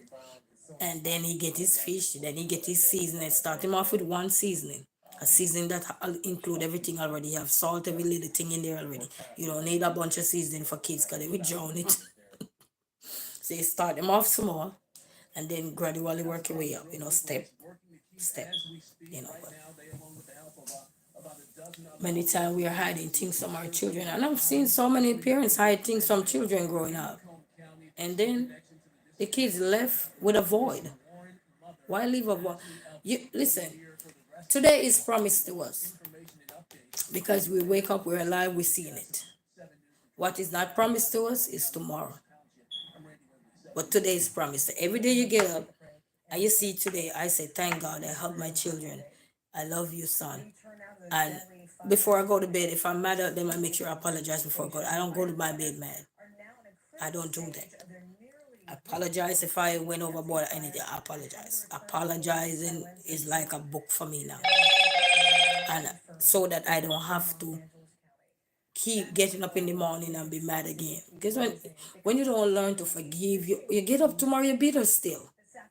You get up tomorrow, you're still in the same mess. Because you never took the time to pray about the stuff that you're going through. You never took the time to say, you know what, we're not perfect, we're human beings. And let's say a lot of things goes out of hand. Would it happen again? Things will always happen. Every phase of your life, every chapter you turn, every page you turn, will always have its own hurdles, will always have its own transportation. It's what you do with that transportation or that key or that door or whatever. It's going to set you apart from your old self. When you look, and that's why I have mirrors. I love mirrors, guys. Your mirrors, when you look in your mirror, I'm telling you, your mirrors is like, it's a reflection, and it's a reflection that really make you, this is not how this girl used to look. You need to get yourself back together. There's several things going on. Why am I so depressed? Why am I so drained? There's several questions that you're in the mirror. Sometimes you're just not in the head, are you? Sometimes you don't have no words, but just looking at the reflection of you in the mirror, you can't even push your hand in the mirror to take it out like Charm once did. But at least you're able to look at yourself from another angle. You know what I mean? So you can get the things you need. And sometimes all we need is to stay prayed up, stay true, be honest, you know. You go through stuff, you went overboard with your children, be honest with it, because that's the only way you're going to get through with it. You don't owe nobody nothing. Be honest with yourself, because God already know who you are. Be honest with yourself. You don't owe no honesty to no one but his children. You don't owe the world nothing, but be honest with yourself and your children. Let them know these things, you know what I mean? Because too many children right now are living with void. Because nobody told them anything, nobody showed them anything. Nobody taught them anything because everybody put fear in kids. Oh, if they go on the stove, they're too young. Think about you live alone with your children, you live alone and you get sick and you're hungry and you only can crawl to the bathroom. Sometimes you wet yourself up and you can't move. And a child is in the house and they can't do nothing. You get mad at that child.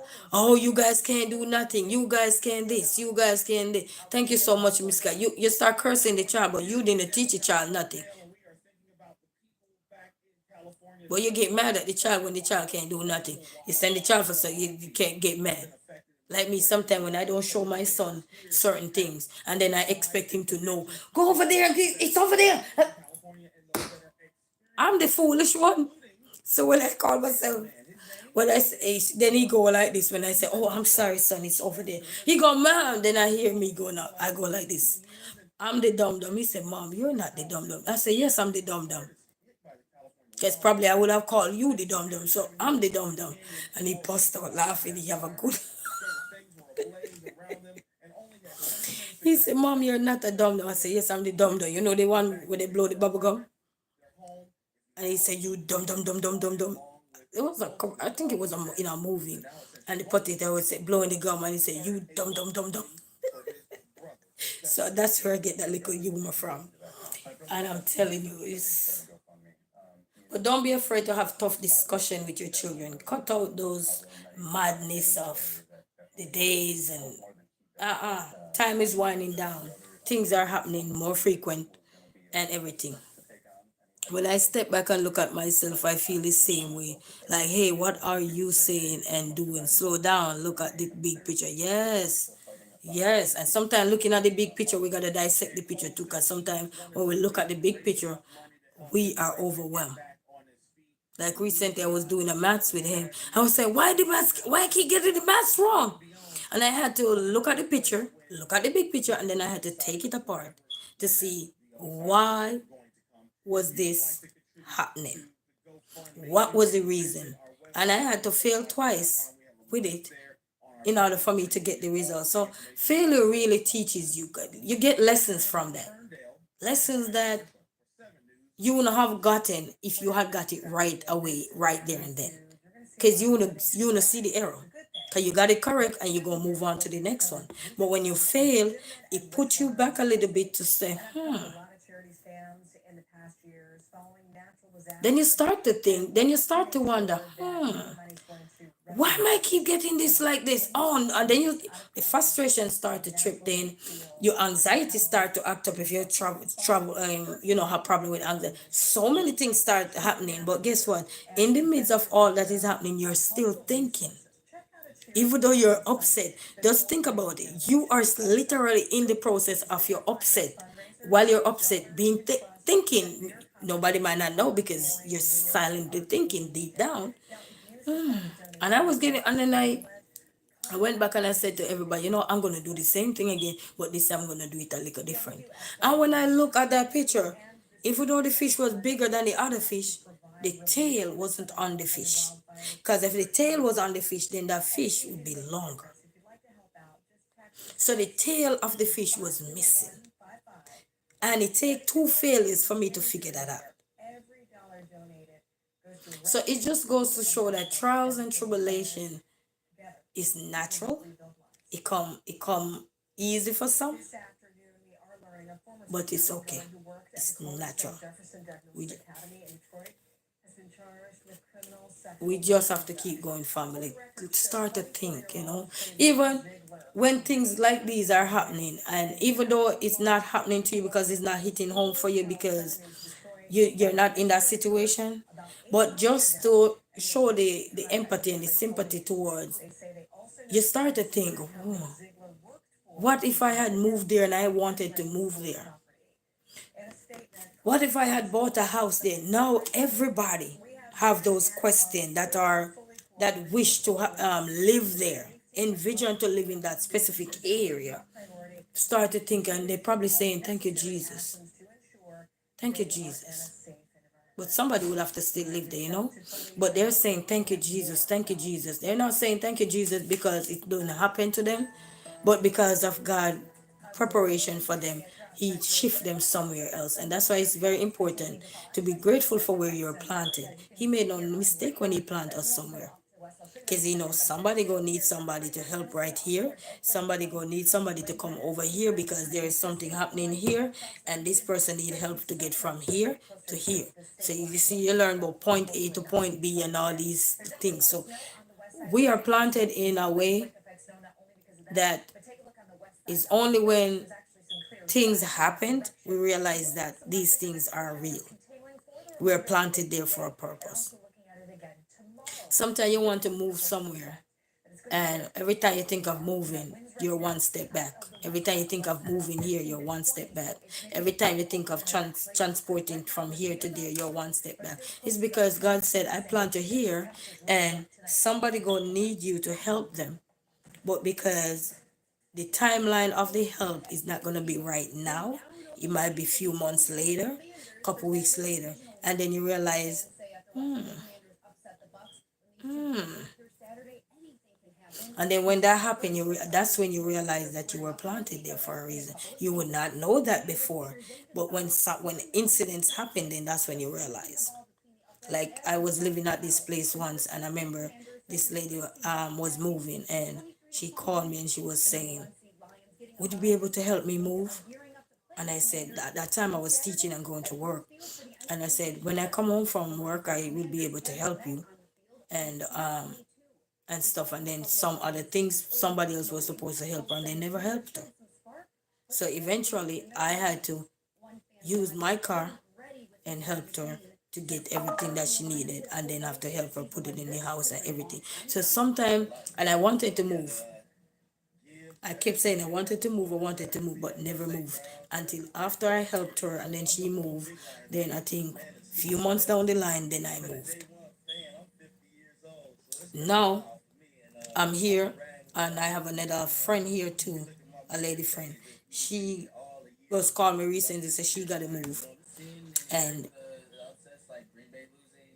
and stuff like that. And now my pathway of planting, I'm gonna help her so she can go that way. So sometimes just look at life, and that's why it's good to look at the positiveness of life, because the negativeness will shift your perspective on how you view things around you. It will weigh you down. And that's why I'm saying, let's use, even through the negativity, how can we sieve through it to find the true purpose of what was being said? Was it in a negative light? Have you ever get a text message, by the way, and you're reading the text? Based on how you read it, could tell that that person was angry at you. Or based on how you read the text, would tell that that person was just tearing up when they send you that text. They were smiling, what I mean? They had a big smile on their face, and they go, or based on how you read it, you could tell it was sad. You know what I mean? Or somebody say, call me with nothing else. Anybody ever receive one of those texts where somebody say, call me, and that's it? Out the blues, especially if it's somebody you haven't heard from in a while, and they just say, call me. When I tell you, you start to think, sometimes you look a bit acting like Fast and Furious because you're wondering, why is this person calling me out the blues? I haven't heard from them in a while. That's one part of your mind thinking like that. Then another part of you thinking like, I wonder if something happened to my aunt or my cousin, my uncle, my brother, my sister. Then you start to think like that depending on where that person is calling from. Yes, that call me. Yes, that it's very scary. Yes, it's like an alarm. You want to pick it up and then you don't even want to, you don't know what to say. You have to catch your breath sometimes. You have to grab some water. Yes, Miss Scott, it's tough. But so many things start to go in your mind. Sometimes frustration tripped in first. Frustration can trip in first, especially if this person you haven't heard from them in a while and you used to connect with them and all of a sudden they just go off the radar. First thing most time is frustration. Why is this person calling me? What are they calling me for? What they need now? Then when you get out of that phase, then you start to say, what if it's something happening? And that's the only person that have my number that could call me and tell me what is happening with the family around or anything. Or it could be something devastating. Or it could be a good news. There's so many things. And then when that person call you, are you dialing number now? You're so nervous to the point sometimes before you dial the number, you probably call mom. Guess who just called, text me and said I must call him. Do you hear anything? Sometimes you check on somebody else who have their number to find out if they heard anything before you call this person. It's like preparing yourself or brace of what that person is gonna say to you. And sometimes somebody else might know in the circle of why that person is calling you, and sometimes they might not have no clue. Sometimes they will say, well, just call the person. That's the only way to find out is to call. And you call the person, sometimes they don't want nothing. And you worked up over nothing. Oh, cause I'm just checking on you. Oh, hey, I'm just checking on you. They didn't want nothing. And then another time it's sad. Then another time it's good news. Oh, I'm pregnant. Oh, I'm getting engaged. Oh, I bought a new car. Oh, I buy a new house. Oh, I found a new boyfriend. Oh, I found a new husband. Oh, I found a new girlfriend. And such a like you say congratulations, but we worked up for nothing. Yes, going through chains of numbers to try to figure out what's going on before getting back to that text. Yes, yeah, I'm telling you, I've been through it, man. We're like even my mom used to call me like every day when I'm in Jamaica, and I used to tell her, or send me, please call me. We have a thing by when you don't have no credit, we say credit on your phone, you have to send, please call me, and that to know that to call them. And I said, don't abuse those, please call me. Because when you abuse them, maybe when you need me to call you, I won't be able to get to call you. So I told her now this is how she sent me text. I say, if something is happening to you, send me two, please call me. If you're in situation like danger or anything, you're not feeling well, you're sick, you send two, please call me, then I know what that is. If you send me one, please call me, that means you're checking up on me. That means she don't have no credit. So I taught her that, and I said, okay, if you send me one, please call me when you don't have no credit, I know you're checking up on me. But if you send me two, please call me, I know something is wrong. And if you send me a third, please call me, I know you definitely need help right away. So I need to get to it right away. I remember one time my mom used to keep sending me, please call me in the middle of the night. And guys, I was studying at this time and I get up and I said, oh my God, my mom is calling me, and I had to call my goddaughter mama. She had a shop. I had to call my goddaughter mama and I say, can you send me no, I'm crediting now. I said, can you send me a credit, $100 credit to my phone? And she sent it, and I called my mom. I said, Mom, what is it? And she said, I'm just calling to check on you. And that's when I get mad at her and I say, Mom, I understand you checking on me, but in this middle of the night, I need to sleep. I got to go to school, plus I got to get up and train in the morning. And then I come to the agreement with her now. That means that if she send me a please call me, don't you abuse the please call me, use them when they're necessary. Because we only get, I think, 6 at the time or 5 we get at the time. Yes. Yes, I recently was watching a documentary about people in different countries having to get credit to put on their phone, to use their phone, and I feel so blessed that it's different here in America. Yes, yes. In Jamaica, that's you have to put credit on your phone. And calling, for example, if my mom don't have we have WhatsApp now, so we can communicate if you have internet. If you don't have the internet, then the other person can't communicate. So what happened with that now is that if she put on $100 credit now and call me over here, quick, So she gotta say what she have to say real quick and fast, because it might give her maybe 5 minutes or so. Yes, that fast. And then, but if we have WhatsApp and she put on a plan, like maybe $100 plan, it might last her for a day, 2 day, 1 day, 24 hours, something like that, or 72 hours. So she can call, we can talk as much on WhatsApp until the plan is over. Yes. So, and that's the beauty of, I would tell people to go travel. Because when you travel the world, if you're in that position to travel, because you start to learn about other cultures around you, not just other cultures, but other countries, of the struggles, the ups, the down, how they survive through this, how they go without running water, how they go without electricity, how they go without so many things. So even though a country might have electricity, the deep rural areas may not.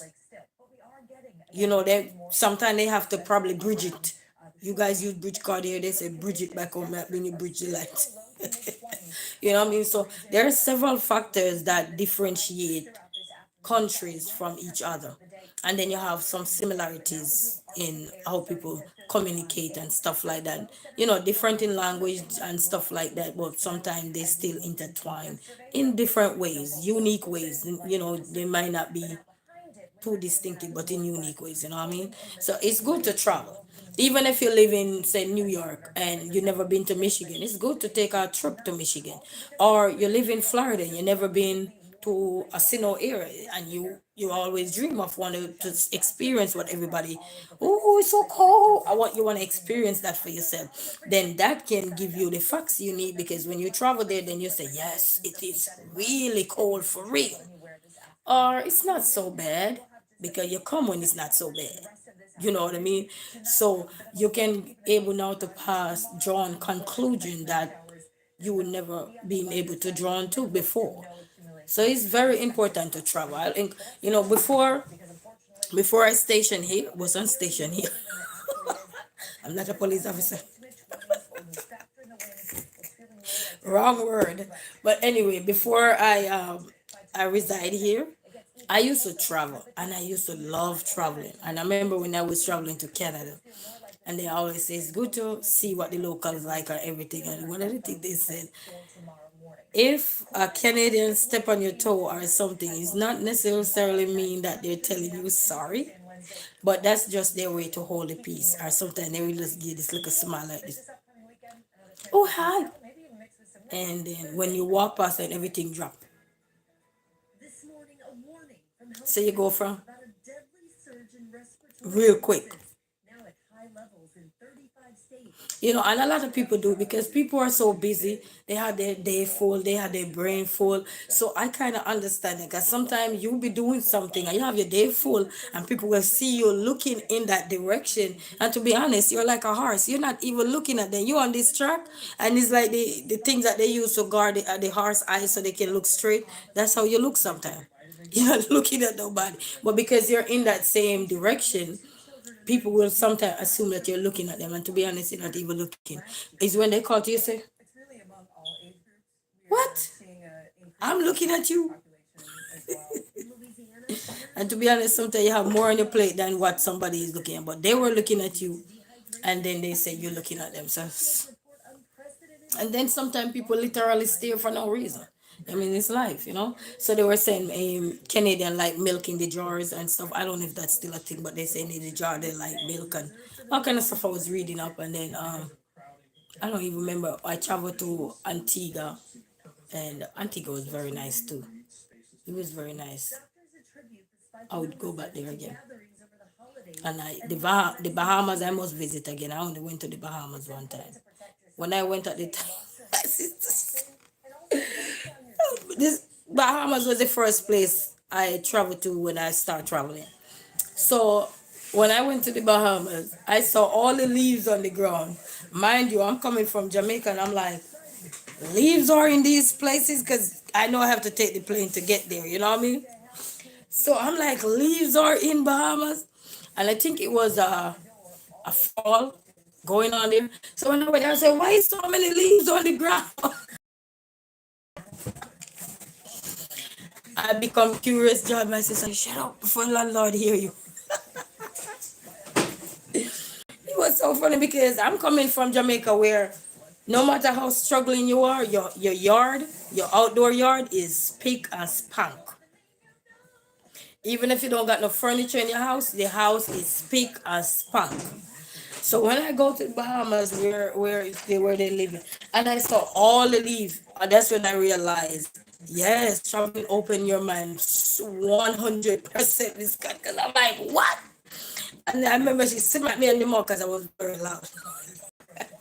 You know, you just start traveling to a place and you see things, you go, wow, oh my God. You know what I mean? Or somebody say, shh, don't let nobody know you're not from here. So you used to say, shh, don't let nobody know you don't use to good things. All that leaf on the ground is not good things. Pick them up. So that's when I said, okay, so places are the same. They are leaves, they are dirt, they are soil. Because I wasn't looking at that. I was not. And then they put me in this little tiny plane, called the airline, asked me which one of the plane you want. They called me, asked me which plane I want to go on. Mind you, my first time traveling. Who you asked me which plane I want to travel? You want to travel on, what was it, little tiny plane called? I don't even remember the name of that little tiny plane. It was three of us in that plane going. Guys, it was three of us in that plane. Me and a husband and a wife in that plane with the pilot and whosoever up front going to the Bahamas that year.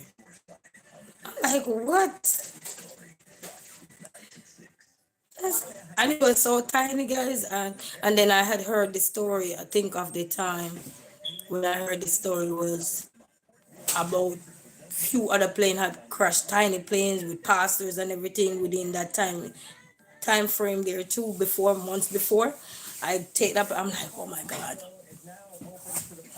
I remember I bought me a big teddy bear because that was my first time traveling, and they were telling me that sometime when the plane, start to what they call it, ascend, not descend, they go down, ascend, then you go sometime drop back down to level down or whatever, gravity or whatever. I bought me a big teddy bear.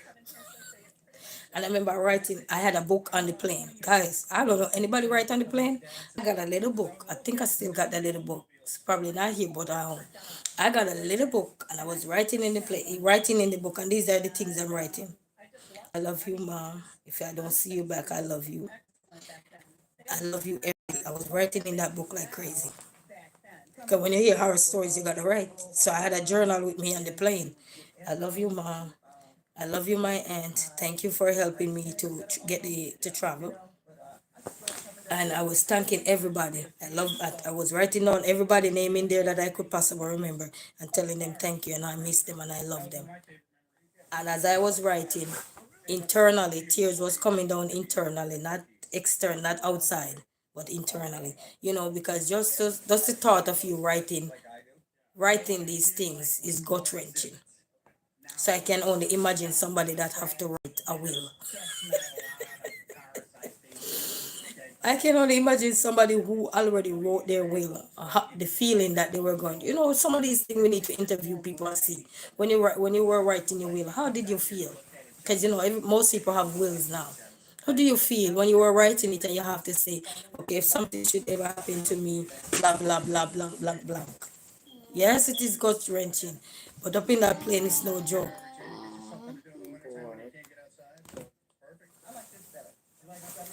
Go. Take this off. Take your coat off, baby. Stay cold. In there, not cold. So it's very gut wrenching. But guys, I had a journal. Anybody ever travel on a plane? I have a journal writing in there while they're in the plane. Cause me, I had a journal at that time, and that was 2010. And I had a journal, and it was three of us in that plane, guys. And when I was, when anybody travel for the first time on a plane, you know how that feels. I felt like I was a superstar. I'm like, what? But the plane was so tiny. And then they told us, sit wherever you want to sit, wherever you want. I remember, okay, go take it off and just slide it off. I remember while I was in the plane, and they say, sit where you could sit. Guess where I go to sit, guys? You would not believe me. Because I start to think, your imagination is a thing. You hear me? I start to say, you know what? If I sit in the middle of the plane and something happen, I'm gone.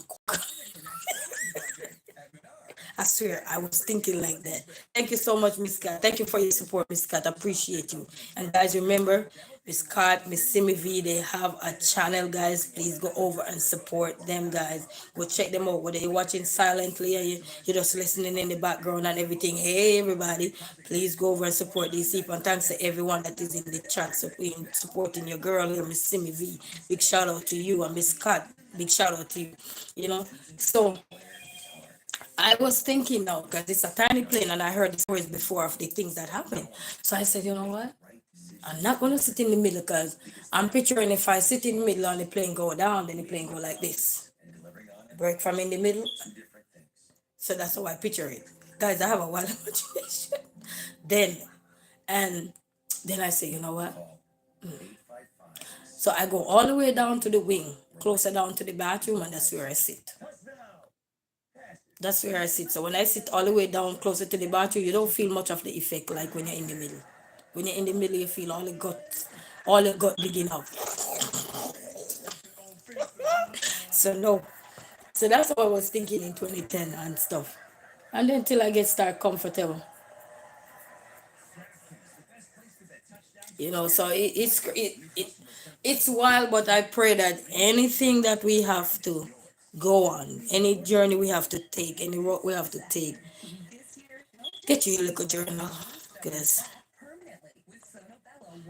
you find your journal, they can read it. I know sometimes you won't be able to have nothing to read, but that's how I was thinking, guys. I was hilarious at I brought it, and then they told you to get a gum because Sonia ears clogged. And good thing I had the gum, but I didn't eat it on the plane and stuff. But three of us, it was a wife, a husband, and it was me on the plane. Three of us. I was it. Why does this chair feel like you're about to knock me over? I don't want to be embarrassed. Yes, so it was three of us guys right on that plane. Let this sit for a while. Then you don't feel the hardness of the granola.